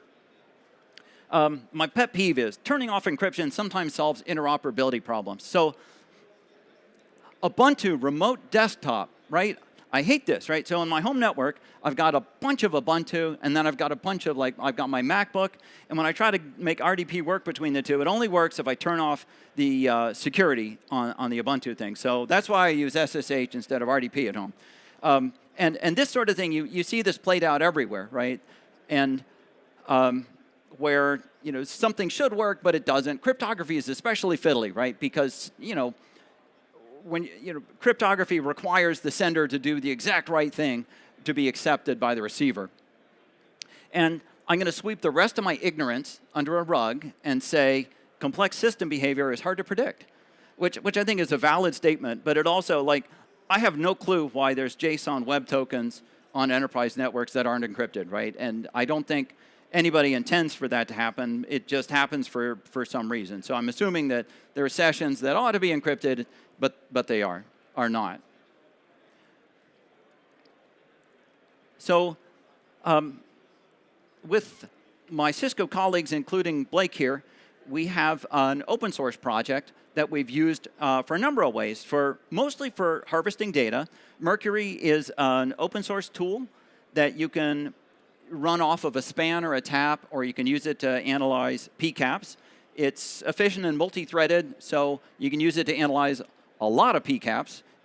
And we added a couple of features here. I'm sorry for the font being so small. We have -- expose creds and -- crypto assess, right? So the first one will detect all those protocols I mentioned on the other page, right? So it will report the different categories of credentials that it finds. And similarly, crypto assessment is what the other feature does, and it flags things that are not quantum safe. And it also can flag things that are not FIPS 140 compliant.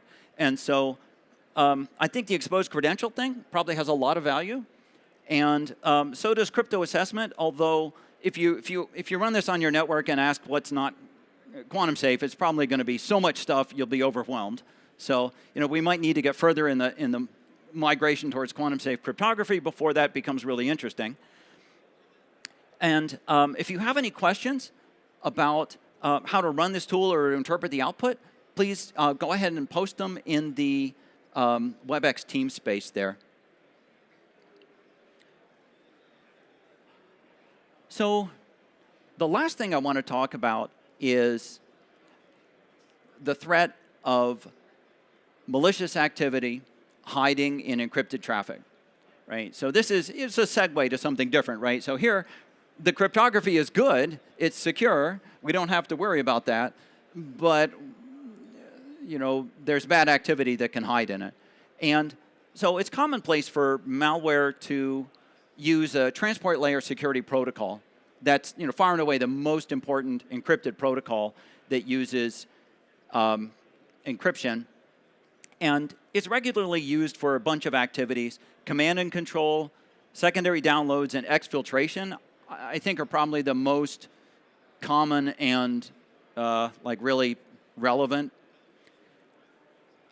And so in an awful lot of network environments, we don't want to turn off encryption, right? We just saw a lot of motivation for why we want to use encryption. We want it to be good, so we don't want to block TLS or anything crazy like that. But we do need to keep doing threat detection. So in some environments, you can set up something like a Cisco Secure Firewall to decrypt the traffic, and then run all the IPS rules on it, and check to see if malware applications are being sent across the network. But in a lot of environments, it's not possible to actually set up decryption everywhere, right? Because networks are big, you can't put a firewall everywhere, and setting up decryption requires configuration, it requires deploying certificates. It's not possible to actually decrypt every session. There's a whole class of applications that uses certificate pinning is a technique that some mobile apps use so that they won't talk to a decryption proxy in the network. So, and then furthermore, it might be realistic to use a decryption proxy, say in a data center or some other environment where you've got some real high value thing, but you're just probably not going to deploy it everywhere on your campus. You're not going to deploy it in your branches, right? So we need some way to detect threats that are hiding in encrypted traffic without decrypting them. And so this is where I get to talk about the feature that Blake and I work on, the encrypted visibility engine, right, which has been in Cisco Secure Firewall since 7.2.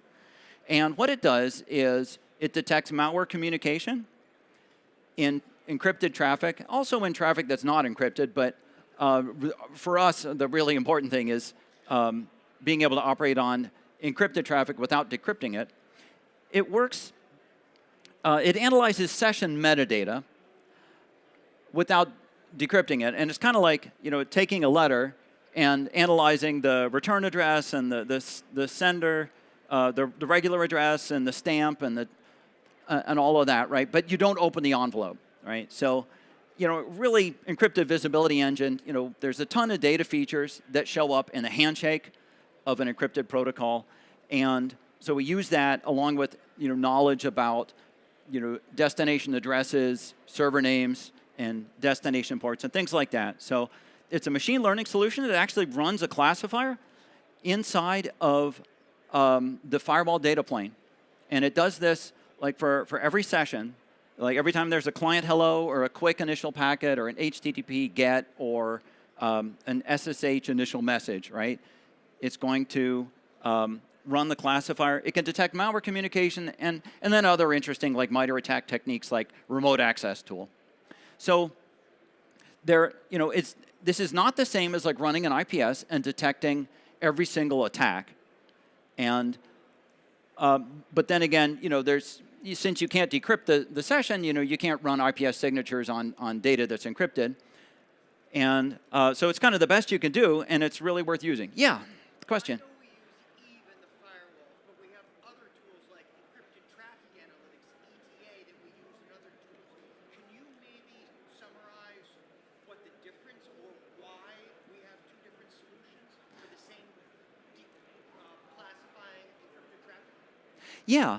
So the question is, what's the difference between encrypted visibility engine, which is in the Cisco Secure Firewall, and encrypted traffic analytics, which works with secure network analytics, which is you're right, the NetFlow Stealth Watch oriented solution. And that's basically the difference, right, is that, so ETA do exactly this, but it operates inside of a cloud. It's a cloud-based solution.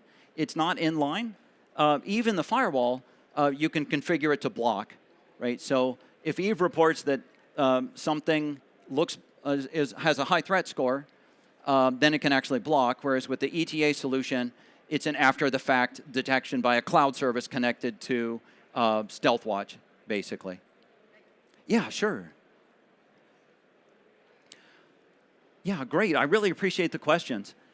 And let me wrap up with some conclusions, right? I think it's really important to detect exposed credentials and to detect vulnerable cryptography and then update things as appropriate.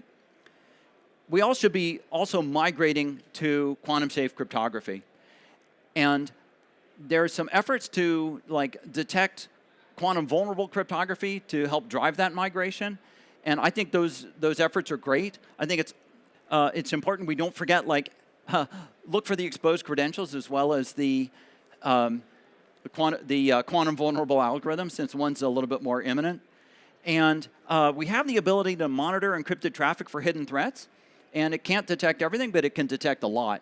It's encrypted visibility engine's really good at detecting malware communication.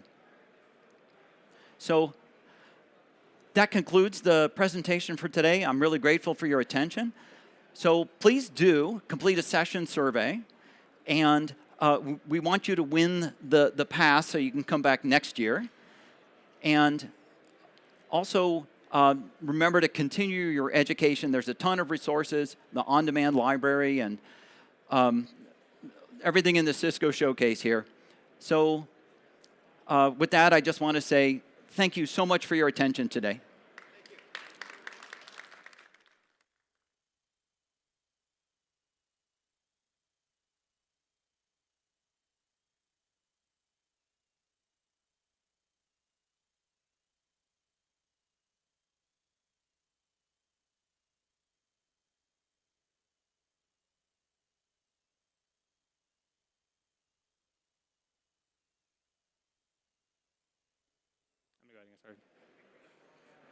All right, good afternoon, everyone. Thank you for being here. I know it's the end of the conference, it's in the afternoon, so I appreciate your time. Today we're going to be talking about uncovering behavioral anomalies with advanced logging. We're going to get into what all of that means. We're going to do a little bit of a demo inside Splunk and hopefully give you guys some tips and tricks for how you can use advanced logging to discover anomalies. As always, please join the WebEx group. We moderate that group for at least a week or two after this, June 13th. I don't really leave WebEx groups, so I might be in it a year later and you could ask a question and I might respond, so you never know. So go ahead and join it. If you have questions after this, if you want to see the slides, post in there and we'll moderate it. So my name is Marc Mastrangelo. I am a leader on the Firewall threat product management team. What that means is that I get to work on cool features like Snort. Anybody heard of Snort? Snort ML, encrypted visibility engine, advanced logging, which we're going to talk about today. I get to do cool integrations like integrations with Splunk and AI Defense, our other products that we have. And so I really, really, really enjoy it. But I did not start my career as a product manager. As you see there, I'm a former Marine veteran. Bonus points if you can guess my favorite color crown to eat. That's a Marine joke for any of the vets in the office, in the group. And then I worked for the NSA, too, for a little while. I was an operator for the NSA. So that's how I started my career in cybersecurity. And then I pivoted to product management. So I started at Cisco. I left to go to another company. I won't name that company. And I came back to Cisco. And now I'm on my second go-around at Cisco, leading this team. And I really, really, really enjoy it. This bullet point here is just my whole MO for shipping features is I'm really impatient and I like to do it as fast as possible. And so like an 80% solution now is better than a 100% solution later. And so you're probably like, well, aren't you going to break something? And the answer is yes, that can happen. And that's why I have really, really good engineers that I work with, like David and Blake, that keep me on the rails and make sure we don't do anything dangerous, right? And together we make a great team and keep our customers safe. This is my family. This is my wife, Olivia, my son, Max, and my daughter, Ellie, and we live in Atlanta, Georgia. So it's a little bit about me. If we have time today, I'll hang out and I'll answer questions. I have a lot to get through, so hopefully we get through it all in the 45 minutes. I'll have a little time after. Happy to answer questions afterwards. This is just a little plug for Cisco Cloud Control. You've probably seen it all over the world of solutions. The whole point of this is just to say that everything we're doing is forward-looking to cloud control, and we'll eventually be able to pivot and do everything you want to do with any of our products out of cloud control. So whether that be pivot to Splunk, the Firewall, Nexus, right? It'll all be from cloud control. Okay, a really short agenda, but a really long presentation. So we're going to talk about advanced logging, and then we're going to go through 2 demo scenarios. One is just going to be on the slides where we look at DNS tunneling or DNS exfiltration, excuse me. And then one, we have a Nevadic environment within Splunk where we'll go in and we'll look at an infected endpoint. And that endpoint is actually triggering on 2 different alerts. It's triggering on secure endpoint data, and it's triggering on an advanced logging search that we built to elevate the score and show, okay, this infected endpoint is doing DNS exfiltration, right? And then after that, we'll look at another search that we wrote and break down that search and kind of what it's doing. And we'll talk about how you can do those in Splunk with advanced logs. So that's the agenda. And then if we have time at the end for questions. Okay, who knows what advanced logging is? I know you were in the session yesterday, so that doesn't count.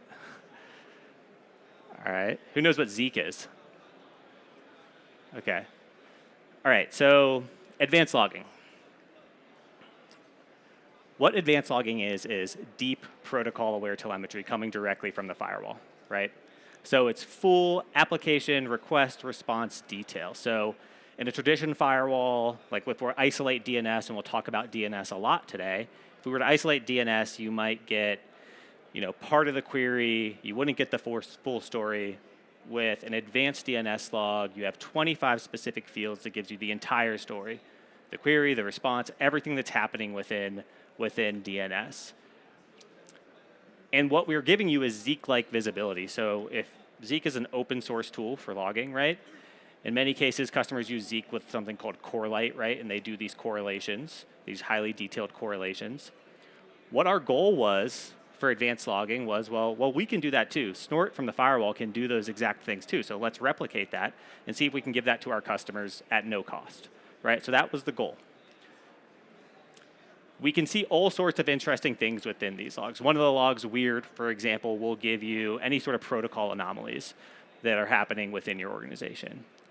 Simply correlated between a single UID field. So there's a single UID field that can correlate across all of these different logs. And it's consumed directly into Splunk. And I'm going to say that a few times today. You don't have to use Splunk with this, right? We recommend you put it into JSON and send it to Splunk, but that's because we own Splunk, okay? And we've made it really simple to do that with Splunk, and we've built you pre-built detections in Splunk. But you can put this in TSV, CSV. You can send it to any SIM you want to send it to, right? But today we're going to be talking about Splunk. Okay, so let's talk a little bit about the different logs that we have available today. Con, DNS, FTP, HTTP, weird, and notice. This list is not the end, right? Every release, we're adding more and more logs, right? So we'll continue to expand on what logs we offer. We'll continue to expand on performance improvements, granularity, right? All of those things will continue to come in every release. I'm the PM for this, so I can stand on the stage and say it because I own the roadmap, so it'll happen. And so we're going to talk a little bit about each of these logs today, right? We'll break down, from con to DNS to FTP to HTTP to weird to notice, right? Again, it's Zeek formatted, and I'm going to keep saying that today just for a number of reasons. One, if you're already familiar with Zeek and writing correlations and detections using Zeek, then this should feel very familiar to you. You should be able to take these logs from the firewall and also write the same types of detections, right? But if you are not familiar, that's okay, because within Splunk, we've built you pre-built detections for you to get started, right? So it's basically the best of both worlds. If you're really familiar with Zeek, then this should be familiar. You should be able to take advanced logs and, sprint. And if not, we'll get you off the ground. We've given you the detections to provide the inspiration to get you started, right? Now with traditional firewall events, like your traditional intrusion, malware events, right? The correlation is still just traditional via, 4-tuple, your source, your destination. But in the next release, we're adding a UID to link to those events too. So you'll be able to search across everything that your firewall emits. Okay, so let's just break down each log a little bit, and then we'll go to we'll get to our demo. So the con log basically is the foundation. It's the parent record for every other advanced log type, right? So it indicates how a session is terminated, right? The history, it captures the connection, the lifetime via concise TCP flags. So this SAD, RHDF, this is the full SYNAC ACK between the client and the server. It's the full data between the client and the server, and it's the client and the server, and and it's the end, right? The fin and the reset. So you get all of that within the con log. Come on. Okay, DNS. We're going to hone in on DNS a lot today just because so much malware leverages DNS. This records every single DNS query, right? Every single one. A couple of the most notable fields are answers, which gives you a resource, returns every record and IP of the query. The TTL lists the per answer TTL value. So if you're looking for like fast flux domains or something like that, which is a traditional DNS exfiltration technique, this will elevate that.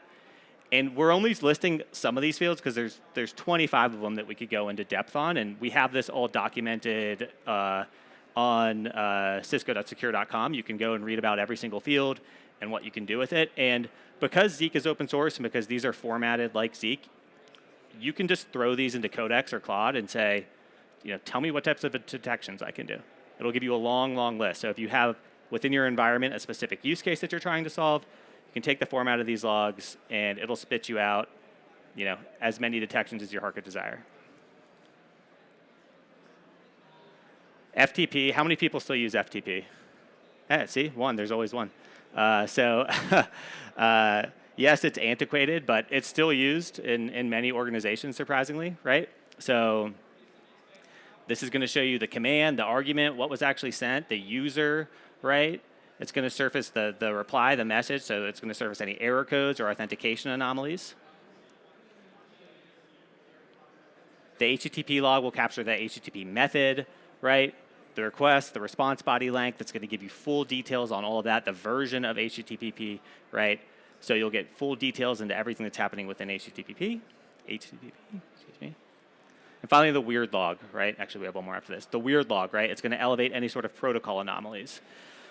So, non-standard port communication, something communicating on port 53 that shouldn't be, right? It's going to elevate those types of anomalies to you. And it's going to list the snort the snort inspector that triggered it. So, which inspector triggered it, and it's going to give you details about the exact anomaly and how it's happening. And finally, the notice log. Okay, so the notice log is basically just elevating the intrusion events that you have in your firewall, right? But it's going to give you details about the intrusion events detected. It's going to give you links to any of the articles or documentations about the detected attack. And it's going to tell you the source, the snort inspector, right? So those are just some of the notable fields in there. Okay, so there's a quiz at the end. Okay, so we talked about the logs. Again, I want to reiterate, we're adding new logs every release. SSL, SSH, Quick, more logs will be added every single release. One of the things that I want to reiterate, this is sent directly from our firewall to Splunk. If you're familiar with like a Corelight setup, you're going to have an extra sensor that has to filter these logs and then get it to your SIM, right? Sensors cost money, okay? Now, I'm not telling you to go rip out, if you're using Corelight, I'm not telling you to go rip out Corelight and replace it with this, but what I am telling you is that this is built in directly to the firewall, and we're not charging any more money for these logs, right? And so it's a really good way to get started with these types of detections, and we're going to continue to improve it over time. Okay, with Firewall version 10.0, we made some really big improvements into how Splunk ingests data and how you can search through Splunk. The first thing we did is we made the Splunk integration really simple. It's this one easy designed workflow. You can configure your Splunk server. You can select your event types, select the devices. You can configure certificates if you want encryption, right? And then you're on your way, right?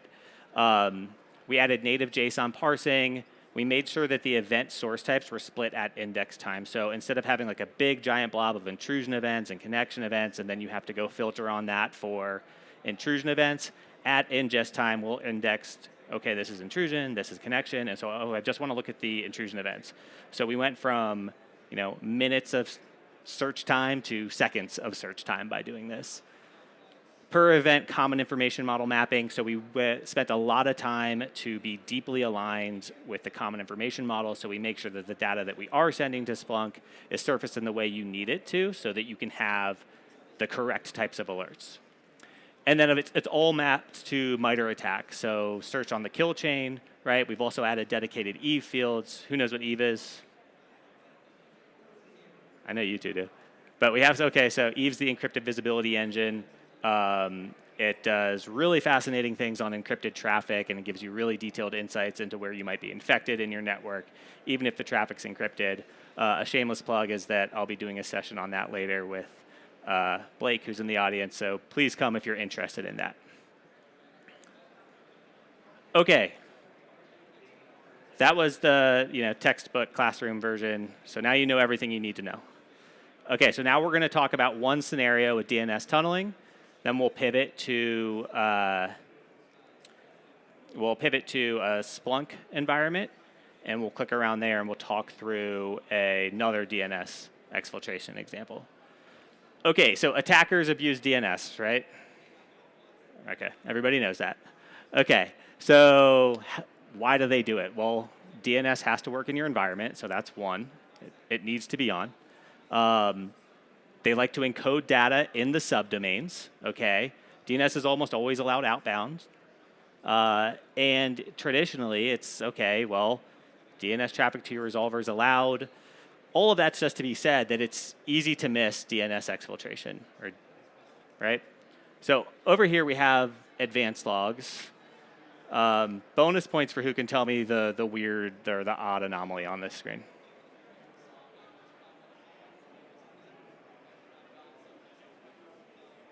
What? You're pointing down here? Yeah, at the bottom, right? That looks really suspicious. That accessmail.com, whatever's going on there, we have a high degree of entropy. At first glance, that looks weird. We should probably look into it a little bit more. Okay, out of curiosity, what else would you want to know if you saw that?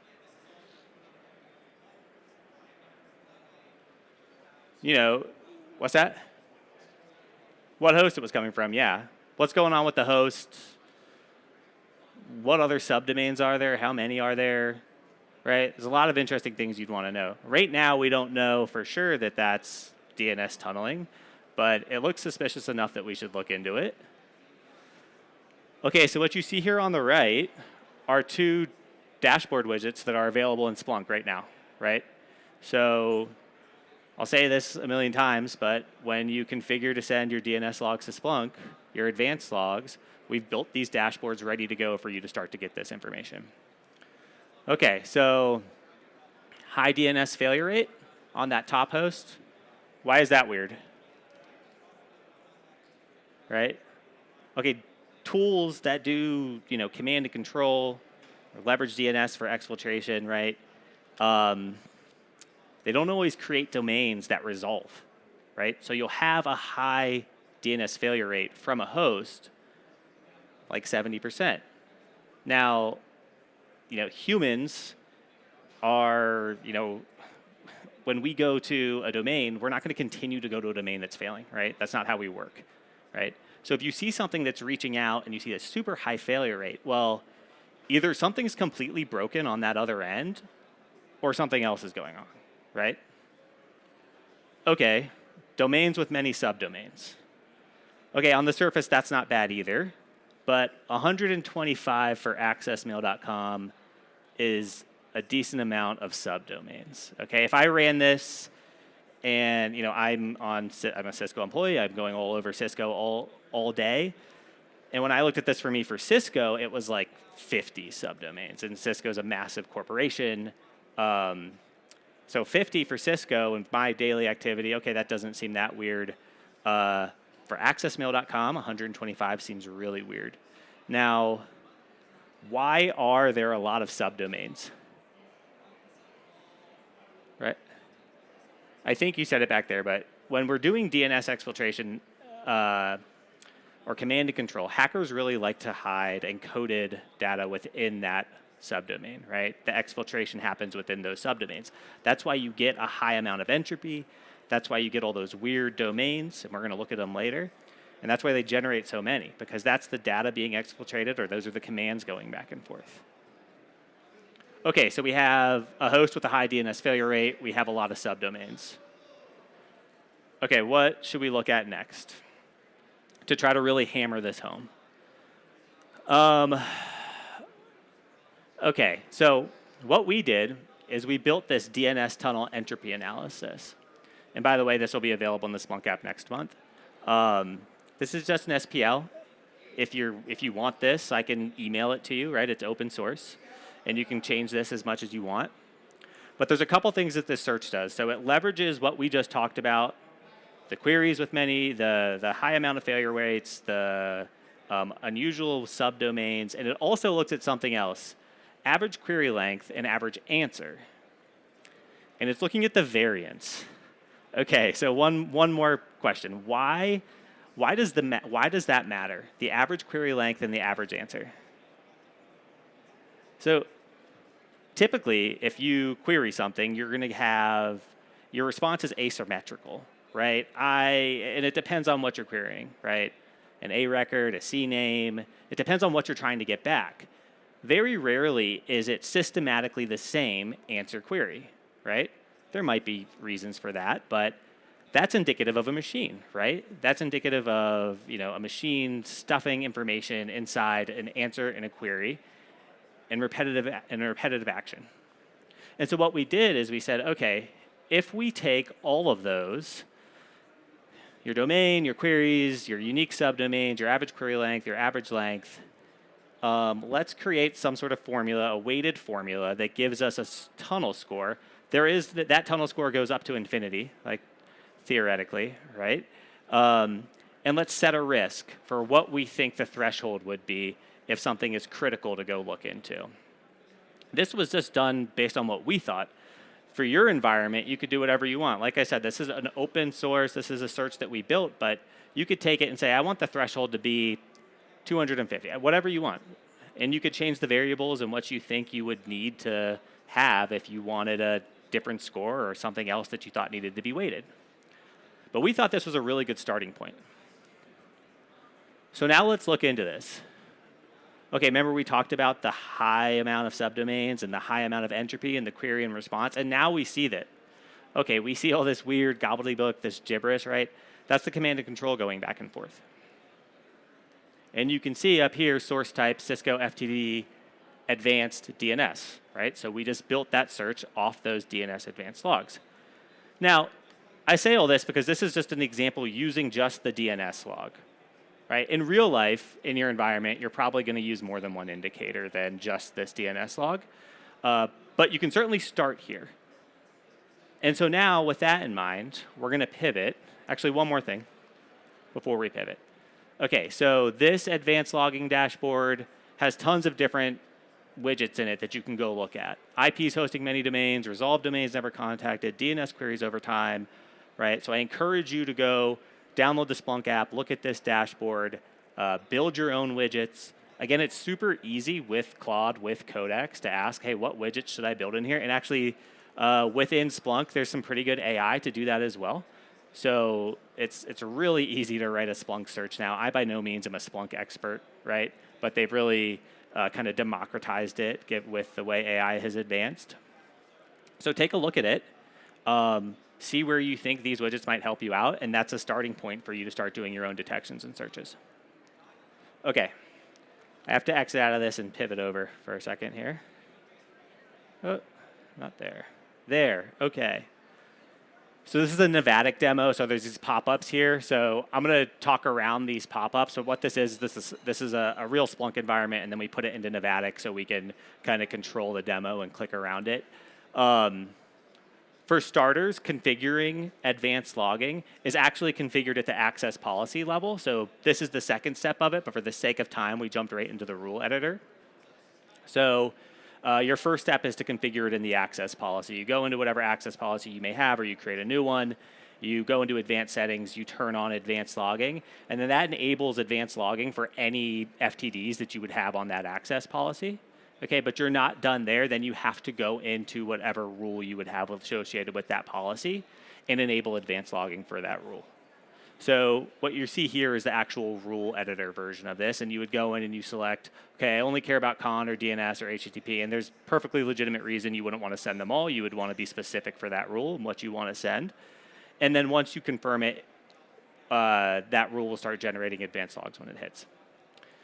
And in future releases, it'll be more granular. Of course, there'll be more logs, but you'll also have field level selection. So just send DNS, but you can send DNS and only the 3 fields that you care about for your specific search.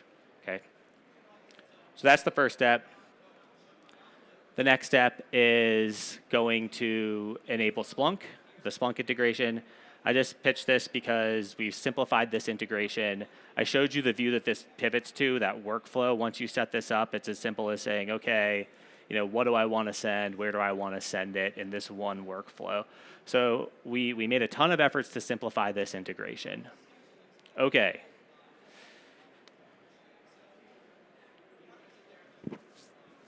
All right. So we've done the setup. We've turned on advanced logging. We have sent our logs to Splunk, and now they're in here. Okay, and so you can see right here, any one of these that says advanced, that's the advanced logs that we've sent, and they're in Splunk.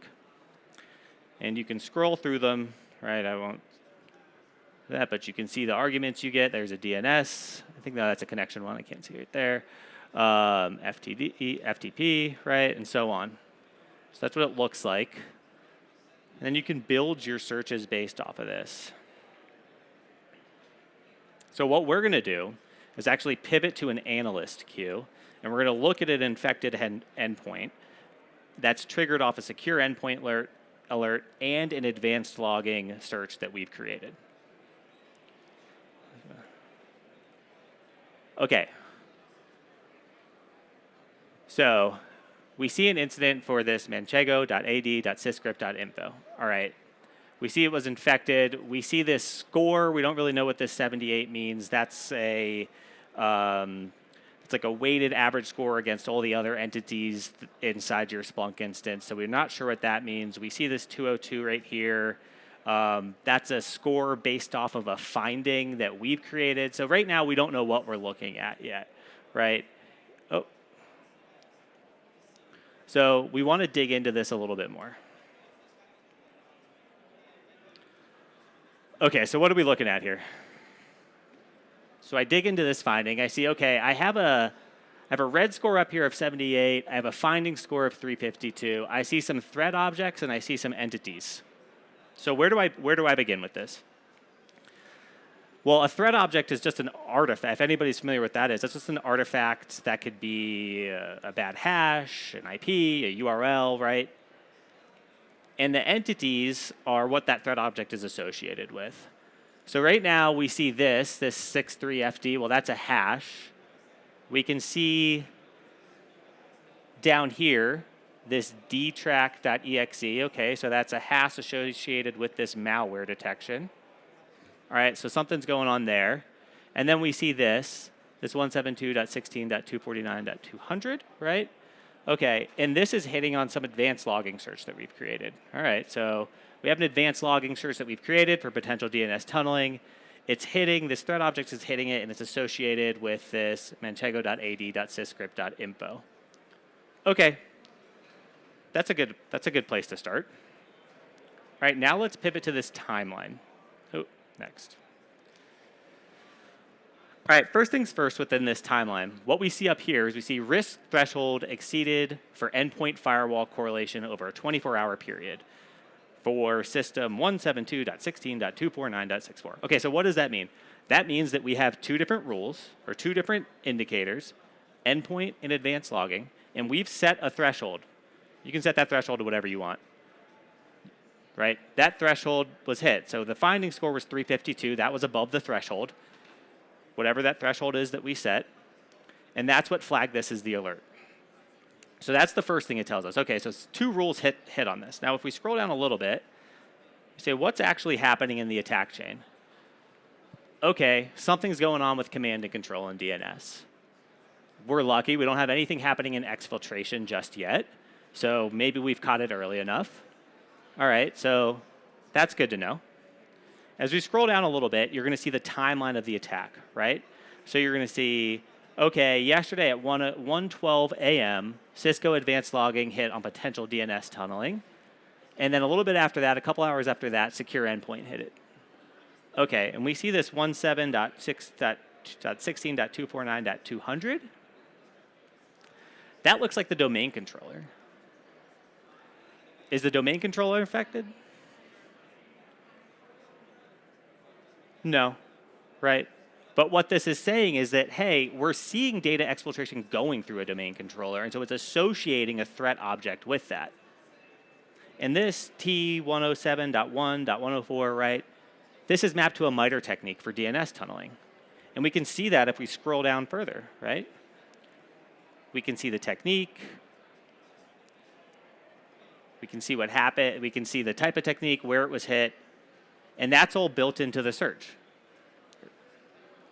So we have a pretty good view here. We know it's a Windows workstation. We know the MITRE technique, right? We know that's built directly into the search. We see its command and control. But let's expand this a little bit, because this isn't really giving us the full story here. Okay, here we go. Cisco advanced logging, DNS tunneling detected. Finding score is 75. So now we know how we're adding up those scores. What does this look like? Remember we talked about earlier that high degree of entropy, those random subdomains. I think if we looked hard enough in here, we'd see a few of those in here. This eod.syscrypt.org a number of different times. Pretty cool. Okay. So that's what that looks like when you break down an advanced logging search. It's going to show you what it is. It's also going to show you exactly what the search did, right? So right here, it's saying, hey, this is detecting potential DNS tunneling aligned to this MITRE attack by looking for unusually long DNS query strings greater than 200 characters in Cisco FTD and DNS logs, right? And when it sees that, it surfaces it as an alert. In this alert, we're going to go pivot now to what a search actually looks like. This was something that somebody just wrote, right? So me and one of the technical marketing engineers came up with this search. Neither one of us are Splunk experts, but it was really simple. So here's another example of something we could do. So Cisco advanced logging, potential C2 beaconing with DNS. Okay, so this detection, and we'll break it down a little bit, this basically detects the variance between how long the IP calls out to a specific domain, right? So traditional humans, they don't call out in repeated patterns, whereas C2 beaconing does, right? So what this search does is it says, okay, I want to measure the time, the variance between an IP calling out to a certain domain. I want to track it every single time it does it. I want to see if the variance falls below a certain threshold, and then I want to alert on it. So let's get a better view of what this looks like here. So again, we see up here, Cisco FTD advanced logs, right? Again, you don't need to know how to be an expert. I didn't sit down and write this all from scratch, right? Claude helped us, Codex helped us. And what we can see a couple things in here that we want to call out. This stream stats, this line right here and this eval gap last time, basically that's saying, hey, every time an IP address or every time somebody reaches out to a specific domain, I want you to track it, and then I want you to track the next time it does it, and I want you to continue to do that. And then within here, this average beacon time, this variance gap, this variance beacon time. We're saying, okay, let's measure the variance of that. Let's try to understand what the range is of that variance, right? Let's map it to a specific MITRE technique right here. And then let's set a rule where the count is over a certain threshold and where the variance beacon time is under a certain threshold. Then let's alert on it, right? And so this is a really simple. This is a really simple search to create. If you put the advanced logging in and you say, "Hey, I want to write a search that does X, Y, Z," it'll do a really good job of spitting this out for you. Okay, so let's wrap up here. Okay, to summarize that all up, what we did is we took an endpoint that was infected. We looked at what it was being alerted on, right? It was alerted on secure endpoint. That was our first indicator. Then we looked at what was happening from an advanced logging perspective, right? That was our second indicator. That exceeded our threshold. Right here we see the numbers, the 202 and the 150. It exceeded, that's how we got that 352 number. It exceeded the threshold that we set and it alerted us. And then from there, we were able to drill down and triage, okay, this is what's happening. This is the infected host. The next step from Splunk is to take action, right? You can respond across multiple parts of the environment from the response tab to isolate it, right? That's the final step of the process. So we went from, okay, we think this is suspicious. It's hitting on something. Let's break down the details of the advanced log, what's happening here, and we could see with a pretty high degree of certainty that this is infected with a certain piece of malware, and that malware is C2 beaconing, right? Okay. Let's jump back. Okay, so to wrap up, okay, we talked about advanced logging. We talked about the advanced, let me go into presenter mode here. We talked about advanced logging. I recommend you try enabling advanced logging, outbound, inbound, intersite VPN. Think about it from your specific use cases, what you would want to do within your environment. Use the new FTD version 10 Splunk integration, right? Explore the new logs that we've put out. Again, I'll share the searches with you today if you want them. I can share those with you. You can go get the Splunk app, and the dashboards that we've built are directly in there. You can try those out. And I guess the final story is here. We've really, really gone a long way with the integration between Splunk and Firewall. And I think these advanced logs just put us over the next edge of what you can do from a threat detection standpoint. We have, Justin and I left enough time to answer questions. As always, please complete your session evaluations. Tell us what you liked, tell us what you didn't like. I really appreciate that feedback. Continue your education. And that's it. Thanks.